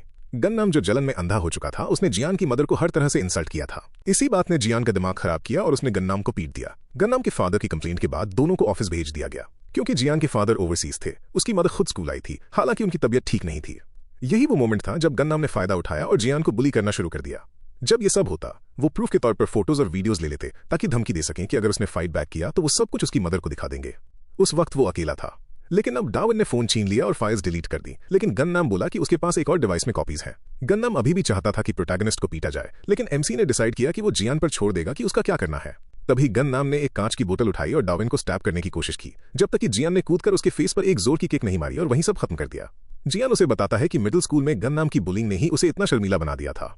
डार्विन को इसमें घसीटने के लिए वो गिल्टी फील कर रहा था, लेकिन प्रोटैगनिस्ट ने कहा कि जियान सच में अमेजिंग था। उस किक के बिना शायद उसे चाकू लग जाता। फिर एमसी ने पूछा कि अब वो क्या करेगा। जियान ने कहा कि वो अपनी मदर को सब कुछ बता देगा। इस बार वो डर के आगे झुकेगा नहीं। उसने उसकी हिम्मत ढूंढने में मदद की थी। बाद में एक पार्क में डार्विन ने अपना हिडन आइटम खोला। ये रिवॉर्ड अलग था। ये एक ताला था जो उसे ऑटोमेटिक मोड में डाल सकता था, एक काफी ब्रोकन और डेंजरस आइटम। एग्जाम्स खत्म होने के बाद डार्विन ने जियान से पूछा कि वो आगे क्या करेगा। जियान ने कहा कि वो हॉस्पिटल में अपनी मदर से मिलने जाएगा। फिर उसने प्रोटैगनिस्ट से वही सवाल पूछा। हाँ, एमसी उस कन्विक्ट के बारे में और प्रूफ ढूंढने सोलर रेफ्यूज जा रहा था जिसका कनेक्शन उस केस से था। जब वो बिल्डिंग पहुंचा तो उसे लगा कि इसे गिरा दिया गया है, लेकिन पास से गुजरने वाले एक बूढ़े आदमी ने बताया कि इसे सिर्फ रीमॉडल किया गया है। उसने पूछा कि वो यहाँ क्यों आया है। डार्विन ने कहा कि वो सोलर रेफ्यूज का रिप्रेजेंटेटिव है और इससे जुड़ी कोई भी चीज ढूंढना चाहता है। बूढ़े आदमी ने एक्सप्लेन किया कि जब उन्होंने जगह को रीमॉडल किया तो पहले ही सब कुछ साफ कर दिया गया था। फिर भी उन्हें उस कमरे के फ्लोर पर सिर्फ एक छोटा सा बॉक्स मिला जो कभी उसके फादर का रूम हुआ करता था। उसके अंदर एक टूटा हुआ चश्मा था। बस यही एक आखिरी निशानी बची थी। डार्विन ने उन्हें थैंक्स कहा। कहीं और एक कैफे में जिन टीएई नाम का एक लड़का एक कस्टमर को सर्व कर रहा था। वो कस्टमर गन्नाम था। वो चाहता था कि जिन टीएई प्रोटैगनिस्ट और जियान के पीछे जाए, लेकिन पहले उसे पैसे देने थे। तो गन्नाम ने पैसे फेंके और उसे उन्हें हमेशा के लिए रास्ते से हटाने को कहा। जिन टीएई को गन्नाम का एटीट्यूड पसंद नहीं आया, लेकिन पैसा तो पैसा है, इसलिए उसने रिक्वेस्ट एक्सेप्ट कर ली। उसने दोबारा नाम पूछे और जब उसने सुना कि इसमें डार्विन शामिल है तो वो समझ गया कि चीजें इंटरेस्टिंग होने वाली हैं। जिन टीएई ने जिन लोगों को हायर किया था वो दूसरे कामों में बिजी थे। उनमें से एक था पागल छोटा भाई और दूसरा था उसका पागल बड़ा भाई। दोनों ही सिलिमडोंग से जुड़े थे। वो दोनों इसे हैंडल करेंगे, खास करके तब जब वो अभी अभी जूवी से छूट कर आए थे। फिर स्कूल ट्रिप का दिन आ गया। शुरू में डार्विन को बोर फील हो रहा था, लेकिन अरन और जियान को अपने साथ देखकर उसे अलग फील हुआ। इस बार वो अकेला नहीं था। वो सब गोंगजू जा रहे थे और वो दोनों भाई उसी बस में थे। एक नया आर्क शुरू होने वाला था। बस आखिरकार रुकी। सब उतरे, पॉटरी क्लास गए और चीजें बनाना शुरू किया। डार्विन इसमें बहुत खराब था, लेकिन जियान सच में अच्छा था। पॉटरी के बाद वो लोग पिज्जा खाने गए।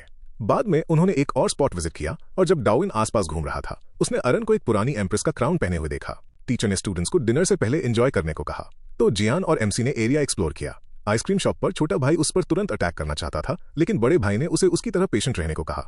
फिर आइसक्रीम पकड़ाने वाले आदमी ने उसकी शर्ट खराब कर दी। क्योंकि वो उसकी फेवरेट थी, उसने उस आदमी को बेहोशी कर दिया। इसी बीच डार्विन और जियान मजे करते रहे।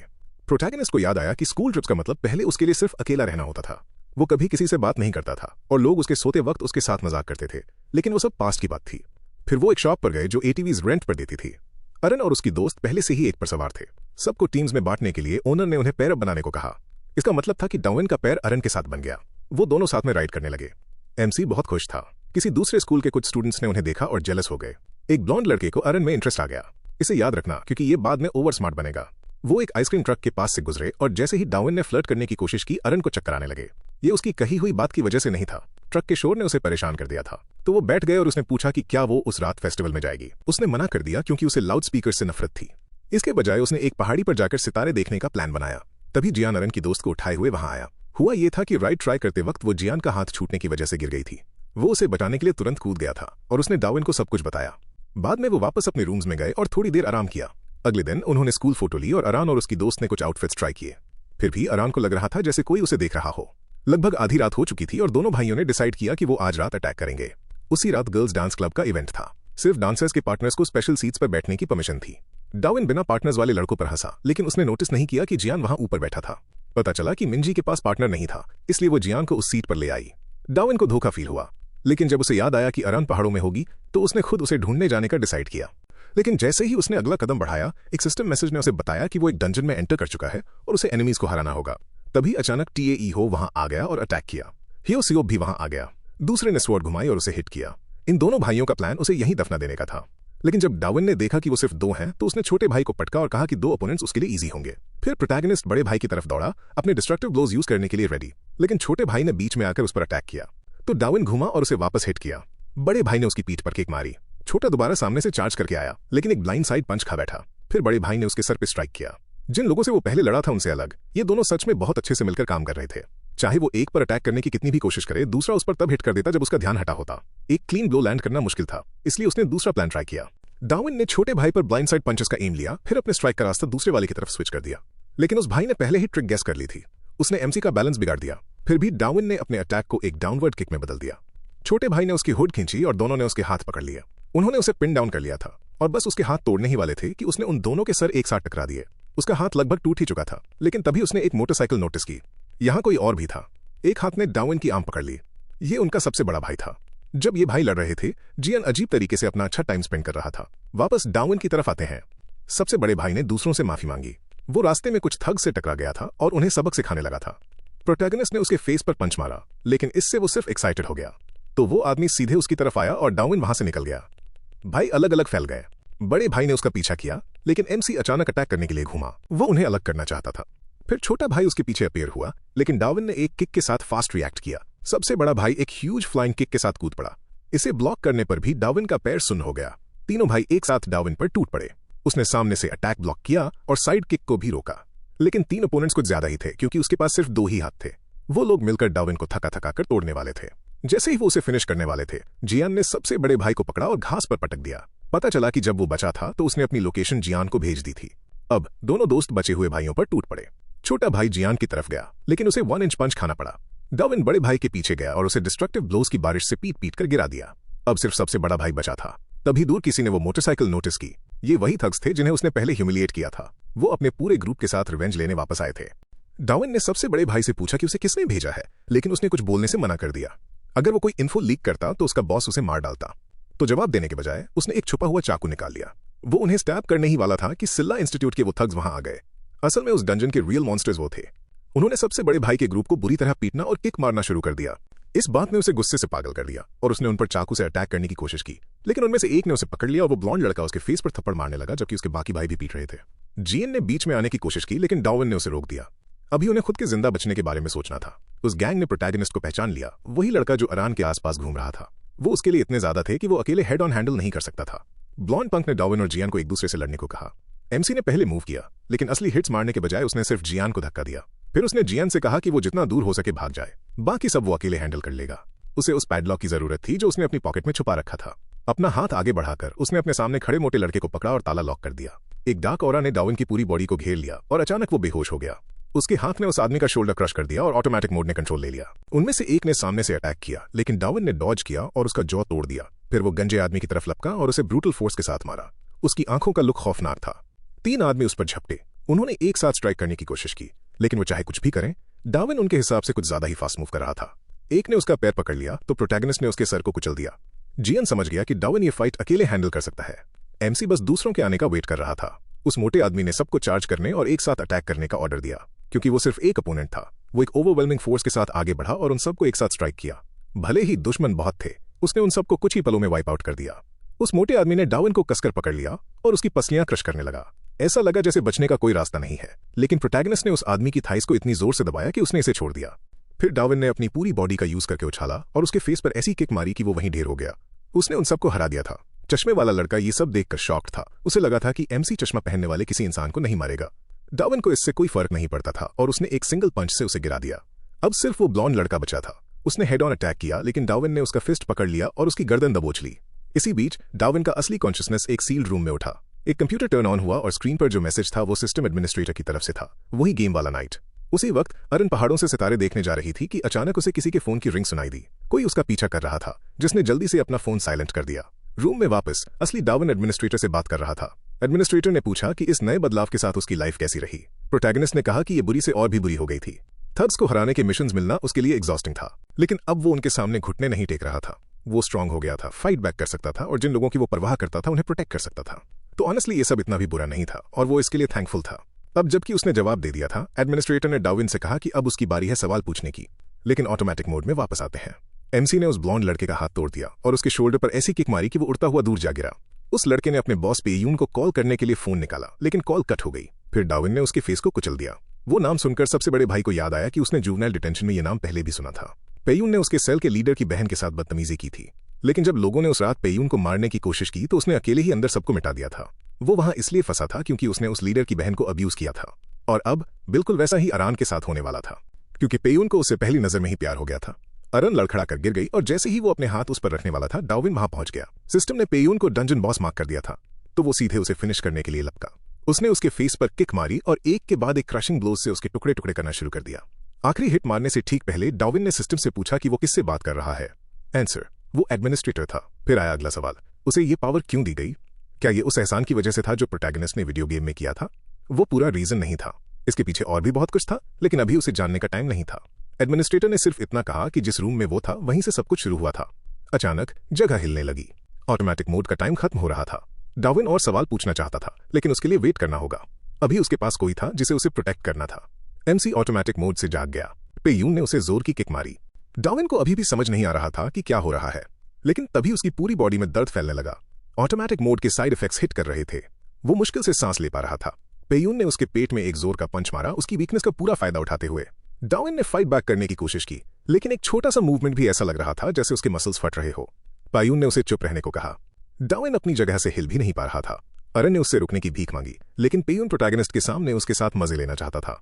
एमसी ऐसे जमीन पर नहीं पड़ा रह सकता था, उसे मूव करना ही था। जब पेयून अरन को टच करने ही वाला था, डार्विन उसे प्रोटेक्ट करने के लिए उसके सामने आ खड़ा हुआ। वो मुश्किल से खड़ा हो पा रहा था। पेयून ने डार्विन के फेस पर एक पंच जड़ दिया। प्रोटैगनिस्ट ने अपने डिस्ट्रक्टिव ब्लोज एक्टिवेट करने की कोशिश की, लेकिन उसकी पावर बहुत लो थी। उसे लगातार हिट्स पड़ते रहे, इसलिए उसने दोबारा अपने कार्ड्स यूज किए। वो अभी भी पूरी तरह से काम नहीं कर रहे थे, तो अब उसे और भी ज्यादा पावर यूज करनी पड़ेगी। उसने वही सेम कार्ड 6 बार से ज्यादा यूज किया। उसे कोई फर्क नहीं पड़ता था अगर उसकी बॉडी फटकर अलग हो जाए। उसे कोई फर्क नहीं पड़ता था अगर वो बेहोश हो जाए। अगर ये अरन को बचाने के लिए था तो उसके पास जो कुछ भी था वो सब लगा देगा, और आखिरकार उसने पेयून को धूल चटा दी। इससे मिशन तो कंप्लीट हो गया, लेकिन इसकी एक भारी कीमत चुकानी पड़ी। वो अपनी लिमिट्स के उस पार जा चुका था और डार्विन अपना होश खो बैठा। अगले दिन एमसी अपने रूम में वापस उठा, लेकिन वो अकेला नहीं था। अरन उसके बगल में सो रही थी। वो उठी और डार्विन को याद नहीं आ रहा था कि कल रात क्या हुआ था। अरन ने एक्सप्लेन किया कि उसके बेहोश होने के बाद जियान वहां आ गया था और फर्स्ट एड के लिए उसे वापस उसके रूम में ले आया, लेकिन किसी तरह वो पहले ही पूरी तरह रिकवर हो चुका था। ये कैसे पॉसिबल है? फिर उसे याद आया कि कल रात उसने अपनी एबिलिटीज अनलॉक करने के लिए सिल्वर और गोल्ड कीज का यूज किया था। सिल्वर की ने उसे रिकवरी नाम की एक स्किल दी थी जो उसके सोते वक्त उसकी हेल्थ रिस्टोर करती है। हालांकि फिलहाल हमें अभी भी नहीं पता कि गोल्ड की ने उसे कौन सी पावर दी है। डार्विन ने पूछा कि जियान कहाँ है। पता चला कि जियान और मिंजी अम्यूजमेंट पार्क गए हुए हैं। प्रोटैगनिस्ट और अरन एक रेस्टोरेंट गए और उन्होंने मिंट के साथ पोर्क चॉप्स ऑर्डर किए। वहां अरन ने एक्सप्लेन किया कि उसे लाउड साउंड से डर क्यों लगता है। ये तब शुरू हुआ था जब वो बहुत छोटी थी। वो एक अम्यूजमेंट पार्क में खो गई थी और अपने पेरेंट्स को ढूंढ रही थी, लेकिन वहां के शोर ने हर आवाज को दबा दिया। उसे ऐसा लगा जैसे वो आवाज ही उसे अपने पेरेंट्स को ढूंढने से रोक रही हो। उसके बाद से कुछ भी पहले जैसा नहीं रहा। यही वजह है कि वो अम्यूजमेंट पार्क में टाइम बिताने के बजाय सितारों को देखना ज्यादा पसंद करती है। तो उस रात वो दोनों रूफटॉप पर गए और आसमान में सितारों को देखा। अरन ने कल रात उसकी मदद करने के लिए डार्विन को थैंक यू कहा। ज्यादातर लोग टफ बनने का नाटक करते हैं और अपने ही गुरूर में रहते हैं, लेकिन एमसी अलग था। यही वजह थी कि उसने उसे थैंक्स कहा। दोनों ने एक साथ अम्यूजमेंट पार्क की लाइट्स और आसमान में फायरवर्क्स को देखा। इसी बीच युनसंग और उसका कैमरामैन किमजन एक फेरिस व्हील के अंदर बैठे थे। वो डार्विन की हर एक मूवमेंट और उसके कामों का सबूत इकट्ठा कर रहे थे। उनका प्लान नेक्स्ट बुली असेंबली में इन सब की रिपोर्ट करना था। वो ट्रबल क्रिएट करता है। वो तभी मूव करता है जब कोई उसे पहले पुश करता है। स्टोरी अब कट होती है सीओ वॉन के हेडक्वार्टर्स पर। चेन रिपोर्ट करती है कि उन दोनों भाइयों को पीट दिया गया है, इसलिए अब सीओ वॉन का अपना रिप्रेजेंटेटिव इन गैंग खुद डार्विन को हैंडल करेगा। वापस आते वक्त न्यूज में वार्निंग आती है कि एक भालू अपने पिंजरे से भाग गया है और शायद शहर में घूम रहा है। प्रोटैगनिस्ट को इसकी रत्ती भर भी परवाह नहीं है। वो उस लॉक पर ज्यादा फोकस्ड है जो उसने यूज किया था। अगर उसे उसकी चाबी मिल जाए तो शायद वो इसे दोबारा यूज कर सके। जब वो बस स्टॉप पहुंचते हैं तो सेहुन के स्कूल से कोई डार्विन का वेट कर रहा होता है। वो उससे अकेले में बात करना चाहता है। वो कहता है कि वो रास्ते में सब एक्सप्लेन कर देगा। वो दोनों सेहुन से मिलते हैं। उसने उन्हें इसलिए बुलाया था क्योंकि बुली काउंसिल की मीटिंग बस होने ही वाली थी। ये कल से शुरू होगी और अपने रोल की वजह से डार्विन को एज ए रिप्रेजेंटेटिव वहां प्रेजेंट होना पड़ेगा। ज्यादातर रिप्रेजेंटेटिव्स अपनी जगह अपने अंडरलिंग्स को भेजते थे, लेकिन एमसी अलग है। सेहुन जानना चाहता है कि आखिर उसने ऐसा क्या किया जो उसे समन किया गया। एमसी एडमिट करता है कि उसने ट्रिप पर कुछ बुली स्टूडेंट से फाइट की थी, लेकिन उनका बुली काउंसिल से कोई लेना देना नहीं था। फिर बोंगसियोंग के साथ पहले वाला क्लैश था और उसके बाद तो उसने बोंगसियोंग के रिप्रेजेंटेटिव से भी फाइट की थी। शुरू में सेहुन को उस पर यकीन नहीं होता, लेकिन जल्द ही रियलाइज करता है कि वो सीरियस है। फिर भी सिर्फ यही एक वजह उस समन को एक्सप्लेन नहीं करती, क्योंकि रिप्रेजेंटेटिव्स को एक दूसरे से लड़ने की परमिशन होती है। खैर, एक और रिप्रेजेंटेटिव को भी मीटिंग में बुलाया गया था। शायद प्रॉब्लम उसके साथ थी। अब हम कट करते हैं सेहुन के बैटिंग केज पर। वहां जीएम को बांधा हुआ है, जबकि इन गैंग बॉल्स हिट करने के लिए पिचिंग मशीन का यूज कर रहा है। उसने ऐसा इसलिए किया क्योंकि उसने सुना था कि किसी ने ये लीक किया है कि डार्विन पर अटैक करने वाले दोनों भाई सेहुन के साथ काम कर रहे थे। उसे जीएम पर शक है, लेकिन ये लीक करने से जीएम को कोई फायदा नहीं होगा। तो अगर यही सच है तो इन गैंग वहां से निकल जाता है, उसकी रिफंड मनी को मशीन में फेंक देता है और बॉल्स को तब तक फायर होने देता है जब तक कि वो खत्म न हो जाए। जब डार्विन सेहुन को घर छोड़ने जा रहा होता है, उसे एक एली से कुछ आवाज सुनाई देती है और उसे अपनी आंखों पर यकीन नहीं होता। ये बिल्कुल उस भालू जैसा लग रहा था जो भाग गया था। डार्विन सेहुन को भागने और पुलिस को कॉल करने के लिए कहता है। वो टाइम स्टॉल करेगा और भालू के रास्ते में खड़ा होगा, लेकिन भालू उसे रुकने के लिए कहता है। ये सिर्फ एक कॉस्ट्यूम है। उसके अंदर का बंदा फ्लायर्स बांट रहा था। तभी वहां कुछ थग्स आ जाते हैं जिनके हाथों में उस भालू के फ्लायर्स थे। भालू वाला बंदा डार्विन से मदद की भीख मांगता है क्योंकि वो लोग उसकी सिगरेट क्रश करने पर उसके पीछे पड़े थे जो वो पी रहे थे। उनका लीडर सिगरेट के बदले 300,000 वॉन डिमांड करता है, लेकिन उसके पास इतने पैसे नहीं है। अगर वो पे नहीं कर पाया तो वो उसके फ्लायर्स का बैग जला देंगे। डार्विन उसे रोकता है, लेकिन वो थग बैग को हवा में उछाल देता है और अपने सब बंदों को डार्विन पर भेज देता है। तभी डार्विन गोल्डन की उस पावर का यूज करता है जिसका नाम हमें अभी तक नहीं पता था, और एक ही अटैक में चारों दुश्मनों को ढेर कर देता है। भालू वाला बंदा और सेहुन ये देखकर दंग रह जाते हैं और बीच में आने के लिए उसे थैंक्स कहते हैं। उसके बाद वो सब अलग अलग रास्तों पर निकल जाते हैं। सेहुन देखता है कि डार्विन कितना स्ट्रांग हो गया है। वो जानता है कि डार्विन बदल चुका है। भालू वाला बंदा अपने फ्लायर्स फेंकता है और कॉस्ट्यूम उतार देता है। पता चलता है कि ये मिस्ट्री पर्सन डार्विन को बचपन से जानता है और उसे दोबारा मिलने की उम्मीद कर रहा था। अगले दिन आखिरकार असेंबली का दिन आ ही जाता है। प्रोटैगनिस्ट मीटिंग में एंटर करता है, अपनी सीट लेता है और मीटिंग तुरंत शुरू हो जाती है। पहला मुद्दा यह है कि योंगजी की ब्रांच ने बोर में ब्रांच पर अटैक किया था। वो योंगजी के रिप्रेजेंटेटिव से एक्सप्लेनेशन डिमांड करते हैं जो ठीक डार्विन के बगल में बैठा था। वो अनजान बनने का नाटक करता है जैसे उसे कुछ पता ही ना हो, लेकिन ये इन्फॉर्मेशन बुली काउंसिल के मेन ऑफिस से आई थी। एमसी खड़ा होकर उसका सामना करता है और सीधे पूछता है कि क्या वही था जिसने उन भाइयों को उसके पीछे भेजा था। निहान पॉइंट आउट करता है कि डार्विन की आंख के पास बने टैटू का एक स्पेशल मीनिंग था। मैंने किसी का खून किया है। इन गैंग इन इल्जामों को डॉज करने की कोशिश करता है, लेकिन वो दूसरा बंदा अचानक एक किक मारता है और प्रोटैगनिस्ट इसे ब्लॉक कर लेता है। वो एक और डायरेक्ट अटैक के खिलाफ गार्ड करता है। इन गैंग अपने चश्मे के पीछे से कहता है कि वो डार्विन जैसे किसी बंदे से हरगिज नहीं हारेगा। वो खुद बोरामे की एक सीट खाली करेगा। तभी डार्विन के सामने एक नया मिशन अपीयर होता है। 3 मिनट्स तक अटैक्स को सर्वाइव करो। वो हिट्स खाता है और उसके फेस पर एक स्ट्रेट पंच मारता है, लेकिन सिर्फ दीवार को तोड़ पाता है। एमसी भागने की कोशिश करता है, लेकिन इन गैंग उसे जाने नहीं देता। एक किक उसके फेस पर लगती है और डार्विन दोबारा उठ खड़ा होता है। शायद उसने बोंगशन के रिप्रेजेंटेटिव को हरा दिया हो, लेकिन हर कोई एक जैसा नहीं होता। हर कोई अलग तरीके से स्ट्रांग होता है। कुछ पैदाइशी गिफ्टेड होते हैं और कुछ दूसरों से आगे निकलने के लिए कड़ी मेहनत करके लड़ते हैं। डार्विन अभी तक यहाँ बिलोंग नहीं करता, इसलिए वो हर रिप्रेजेंटेटिव से ज्यादा स्ट्रांग बनने का डिसाइड करता है। वो जितने ज्यादा हिट्स खाता है उतने ही ज्यादा रिवॉर्ड पॉइंट्स अर्न करता है। सिर्फ 7 सेकंड्स बचे थे। वो इन गैंग से कहता है कि अपनी पूरी ताकत से उस पर अटैक करे, शायद अगला ब्लो उसे मार ही डाले। जब सिर्फ 1 सेकंड बचा था तभी होंग उन्हें रुकने का ऑर्डर देता है। अगर इन गैंग इसी तरह रेकलेसली बिहेव करता रहा तो वो अपनी रिप्रेजेंटेटिव की पोजीशन खो देगा। उसे ये भी याद दिलाया जाता है कि ये सब हेडक्वार्टर्स द्वारा रिकॉर्ड किया जा रहा है, तो फिलहाल के लिए इन गैंग पीछे हट जाता है और उनके रीमैच को अभी वेट करना पड़ेगा। डार्विन 30 डिफेंस पॉइंट्स गेन करता है। जैसे ही वो निकलने वाला होता है, होंग उसे रोक लेता है। अभी एक और बात कहनी बाकी थी। हर रिप्रेजेंटेटिव को अपनी कमाई का हिस्सा काउंसिल में कंट्रीब्यूट करना होता है, इसलिए बुली काउंसिल के ऑपरेशंस के लिए इनकम लाने के लिए उसे सिर्फ 2 हफ्ते का टाइम मिलता है।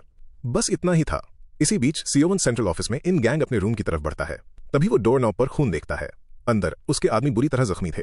वो उनमें से एक से पूछता है कि क्या हुआ, और वो आदमी उस तरफ इशारा करता है जहां अटैकर गया था। मीटिंग के बाद डार्विन सोचता है कि सिस्टम ने उसे एक ऐसा मिशन क्यों दिया जिसमें सिर्फ डिफेंड करने को कहा गया था। क्या कोई और उसकी तरफ से लड़ने वाला था? जब इन गैंग रूफटॉप पर पहुंचता है तो उसे वहां युनसंग मिलता है, वो इंसान जो इस सब के पीछे था। वो हेडक्वार्टर्स के ऑर्डर्स पर खुद वहां आया था। उसने वो हिडन डॉक्यूमेंट्स और रिकॉर्ड्स देख लिए थे जिनमें इन गैंग के इल्लीगल कामों का जिक्र था। बोरमे पर अटैक करने की वजह से उसका टाइटल उससे छीन लिया जाएगा, और अगर वो रिफ्यूज करता है तो युनसंग खुद उसे गिरा देगा। इन गैंग का एक परफेक्ट छोटा भाई था। वो अपने आसपास सभी के बीच पॉपुलर था। दूसरी तरफ इन गैंग एंटी सोशल था और लोग उसे पसंद नहीं करते थे। फिर भी उसका भाई हमेशा उसके साथ रहता था। वो एक ऐसा ही भाई था। इन गैंग ने अपनी मदर की तारीफ पाने के लिए कड़ी मेहनत की, लेकिन उसका छोटा भाई हमेशा उससे बेहतर करता था। ये हमेशा से ऐसा ही था। ऐसा लगता था जैसे इन गैंग सिर्फ अपने भाई के शैडो में जी रहा था। वापस डार्विन की तरफ, सेहुन कहता है कि असेंबली में जो हुआ वो और भी बुरा हो सकता था, और ये अच्छा है कि किसी ने फाइट को आगे नहीं बढ़ाया, लेकिन उन्हें अभी भी ये फिगर आउट करना है कि बुली काउंसिल के लिए पैसे कैसे कमाए जाएं। सेहुन एक्सप्लेन करता है कि योंगजी के ग्रुप में कुछ स्पेशल केसेस होते हैं। जो चीज उन्हें डेंजरस बनाती है वो सिर्फ उनकी स्ट्रेंथ नहीं है, बल्कि उनका काम है। वो बुली काउंसिल के मेंबर्स को कंट्रोल में रखते हैं। दूसरे शब्दों में वो ट्रेटर्स को हटाते हैं। इन गैंग बिना सोचे समझे अंधा होकर रश नहीं करता। उनके अटैक्स टकराते हैं। फिर वो युनसंग के जबड़े का एम लेता है, लेकिन साइड से हिट खा बैठा है। वो युनसंग का हाथ पकड़ता है और उसके पेट में नी दे मारता है। लगातार अटैक्स चेन करता है, जबकि खुद को गार्ड भी रखता है। लेकिन बात करते करते उसे जबड़े पर एक हार्ड शॉट पड़ता है, फिर फेस पर एक और उसके बाद सोलर प्लेक्सस पर एक जोर की नी। ये ब्लो उसे गिरा देता है। फिर भी वो गिव अप करने से इनकार कर देता है और युनसंग का आर्म लॉक कर लेता है इस फाइट को एंड करने की कोशिश में। जिनगो और उसका ग्रुप उन डॉक्यूमेंट्स को लेने के लिए ऑफिस आते हैं। वो एविडेंस जो क्लाइंट के क्राइम से जुड़ा था, लेकिन किम जिन पहले से ही वेट कर रहा था। उसका प्लान उन्हें एविडेंस लेने देना और फिर उन्हें खुद रोकना था। जिनगो को इससे कोई प्रॉब्लम नहीं थी। युनसंग एनगैंग को हरा देता है और जब वो अपनी पीठ घुमाता है तो एनगैंग उठता है और उसका बैलेंस बिगाड़कर उसे बिल्डिंग से नीचे फेंक देता है। लेकिन युनसंग खुद को एक हाथ से पकड़कर लटक जाता है। क्या एनगैंग सच में इस हद तक जाने को तैयार था? वो इस तरह के मोमेंट का आदी था क्योंकि एक बार उसके छोटे भाई ने भी यही सेम सिचुएशन फेस की थी और एनगैंग ने उसे बचाने के लिए अपना हाथ आगे नहीं बढ़ाया था। वही उसकी डेथ का जिम्मेदार था। वो ये देख देख कर थक चुका था कि उसकी कोशिशों के बावजूद उसे कभी अटेंशन या तारीफ नहीं मिली, भले ही उसका छोटा भाई इसे उस तरह नहीं दिखता था। उसके लिए ये कंप्लीटली अनफेयर था। एक दिन जब उसका छोटा भाई अपने तोते को ढूंढ रहा था तो उसे वो छत पर मिला। वो लड़का रेलिंग पर चढ़ गया और एनगैंग ने एक चीख सुनी। जब उसने देखा तो उसका भाई गिरने ही वाला था और जैसे ही वो अपना हाथ आगे बढ़ाने वाला था उसके दिमाग में एक ख्याल आया, अगर वो उसे मरने दे तो वो सब वापस ले सकता है जो उससे छीना गया था। तो उसने अपने छोटे भाई को गिरकर मरने दिया। वो ये सब युनसंग को बताता है, लेकिन उसके बात करते वक्त ही युनसंग अपने एक हाथ के सहारे खुद को ऊपर खींच लेता है और वापस छत पर आ जाता है। इस बार एनगैंग अपनी पूरी ताकत से इसे फिनिश करने का डिसाइड करता है। वो सीधे चार्ज करता है, फिर उसके फेस पर एक नी मारता है, लेकिन युनसंग इसे ब्लॉक कर लेता है। वो किसी को भी वो चीज लेने नहीं देगा जो उसकी है। चाहे जो हो जाए वो उस चीज को छोड़ने से इनकार करता है जिसे वो अपना मानता है। एनगैंग फुल पावर के साथ स्विंग करता है, लेकिन युनसंग एक एल्बो से उसका नकल क्रश कर देता है। फिर वो उसकी साइड में किक मारता है और अपनी बॉडी को घुमाकर एक हाई किक जड़ देता है। वो उसके सर से पकड़कर उसकी नाक तोड़ देता है। एनगैंग एक आखिरी मूव यूज करके फाइट एंड करने की कोशिश करता है, एक शॉक वेव भेजता है। इस पॉइंट से एनगैंग बुली काउंसिल से बाहर हो चुका था और उसके मेंबर्स को सेंट्रल हेडक्वार्टर्स शिफ्ट कर दिया जाएगा। युनसंग उस इंसान से बात करता है जिसने उसे एनगैंग को हैंडल करने का ऑर्डर दिया था और रिपोर्ट करता है कि काम हो गया है। कॉल पर मौजूद इंसान पूछता है कि क्या वो क्यूरियस नहीं है कि ये सब क्यों हो रहा है। फिर भी वो पहले ही खुद को हेडक्वार्टर्स को बेच चुका है। उन्हें पता है कि युनसंग ये सब अपनी बहन के लिए कर रहा है, लेकिन वो कहता है कि वो सिर्फ ऑर्डर्स फॉलो कर रहा है। अब उसके पास एक नया मिशन था, उसे डार्विन से निपटना था। जैसे ही प्रोटैगनिस्ट बारिश में सिर्फ अपनी जैकेट से खुद को कवर किए चल रहा होता है, रास्ते में उसका सामना युनसंग से होता है। लेकिन उससे ठीक पहले युनसंग को अपने कैमरामैन का कॉल आता है। वो बताता है कि CO1 के आदमी फिनिश हो चुके हैं, लेकिन एक प्रॉब्लम है, जिनको गायब है। CO1 के ऑफिस से डॉक्यूमेंट्स लेना पहली प्रायोरिटी है। वो कॉल कट कर देता है क्योंकि उसे अभी भी डार्विन से निपटना था। MC उसे अपने अपार्टमेंट में इन्वाइट करता है। युनसंग कहता है कि वो इसलिए आया है क्योंकि सेंट्रल ऑफिस ने उसे भेजा है। अभी डार्विन को पैसे कमाने के लिए एक रास्ते की जरूरत है, तो वो उसे CO1 ब्रांच की पुरानी इन्फॉर्मेशन पोस्ट ऑफर करता है। वो ब्रांच अब खत्म हो चुकी थी और वो चाहता था कि डार्विन उसको टेक ओवर कर ले, लेकिन प्रोटैगनिस्ट जानता है कि उस जॉब में क्या होता है, इसलिए वो ऑफर ठुकरा देता है। वो किसी भी इलीगल चीज में नहीं पड़ना चाहता। तभी कैमरामैन कॉल करता है। वो कहता है कि इन्फॉर्मेशन लेजर जल रहा है, कोई प्राइवेट रिकॉर्ड्स वाइप आउट करने की कोशिश कर रहा था, इसलिए वो उनके नोटिस करने से पहले ही तेजी से वहां से निकल गया। जिनको एनगैंग के साथ छुपा हुआ था। फिलहाल के लिए युनसंग पीछे हट जाता है, जल्द ही हर ब्रांच और अपने बाकी एनिमीज को डिस्ट्रॉय करने का प्लान बनाते हुए। अगले दिन डार्विन हॉल की तरफ निकलता है। वो वहां इसलिए आया था क्योंकि सेओन ने उसे बुलाया था। वो बाहर वेट करने का डिसाइड करता है, लेकिन अचानक उसे बाथरूम जाना पड़ता है। तो वो स्कूल के अंदर जाता है और लगभग वुमेन्स रेस्टरूम में घुस ही जाता है। वो दूसरे वाले को ढूंढता है, लेकिन वो भी लड़कियों के लिए ही था। वो जल्दी से पीछे हटता है, ये सोचकर कंफ्यूज कि एक ही हॉलवे में 2 गर्ल्स बाथरूम कैसे हैं। तब उसे रियलाइज होता है कि ये एक मिक्स्ड स्कूल है, बस यहाँ मेल स्टूडेंट्स बहुत कम हैं। एक सिल्वर हेयर्ड लड़की उसमें इंटरेस्ट लेती है। पहले वो बाथरूम जाता है और जब वो बाहर आता है तो सिल्वर हेयर्ड लड़की पूछती है कि क्या वो सियोन को ढूंढ रहा है, क्योंकि वो उस नाम को पहले ही जानती थी जो डार्विन बोलने वाला था, तो एविडेंटली उसे पता था कि वो कहाँ मिलेगी। तो वो उसका हाथ पकड़कर उसे अपने साथ ले जाती है। लेकिन सीधे वहां जाने के बजाय वो दोनों बहुत ज्यादा मजे करते हैं, पिक्चर्स क्लिक करते हैं, अम्यूजमेंट पार्क जाते हैं और बहुत ज्यादा फन करते हैं। इतना ज्यादा कि एंड में उसे अपना क्रॉच पकड़कर चलना पड़ता है। वो प्राइवेट रूम्स वाली लाइब्रेरी में भी रुकते हैं। इसी बीच सियोन लगातार 13 कॉल्स करके उसका फोन ब्लो अप कर रही थी, लेकिन उसने एक बार भी आंसर नहीं किया। उसके बाद वो खेलने के लिए एक बिलियर्ड्स प्लेस पर जाते हैं। डार्विन अभी तक उसका नाम भी नहीं जानता था और उसे कोई आइडिया नहीं था कि वो उसकी मदद क्यों कर रही है। तभी कोई लड़का येना को हरास करने लगता है। वो वहां अपने ग्रुप के साथ था। वो MC से दोबारा उसे बचाने के लिए कहती है, बिल्कुल पहले की तरह। वो उस लड़के के ग्रोइन में किक मारती है और जैसे ही वो उस पर झपटने वाला होता है, डार्विन बीच में आ जाता है। वो स्लाइड करके उस लड़के के फेस पर एक किक मारता है। उसे वैसे भी फाइट करनी ही थी क्योंकि ये उसके एक मिशन से मैच कर रहा था। इस क्रिमिनल ग्रुप को हराओ और एक रैंडम आइटम पाओ। एक बड़ा आदमी डार्विन पर चार्ज करता है, लेकिन डार्विन एक स्ट्रेट पंच से फायर बैक करता है। उसका ज्यादा असर नहीं होता क्योंकि वो आदमी बहुत ह्यूज था, इसलिए वो एक क्रिटिकल हिट ट्रिगर करता है।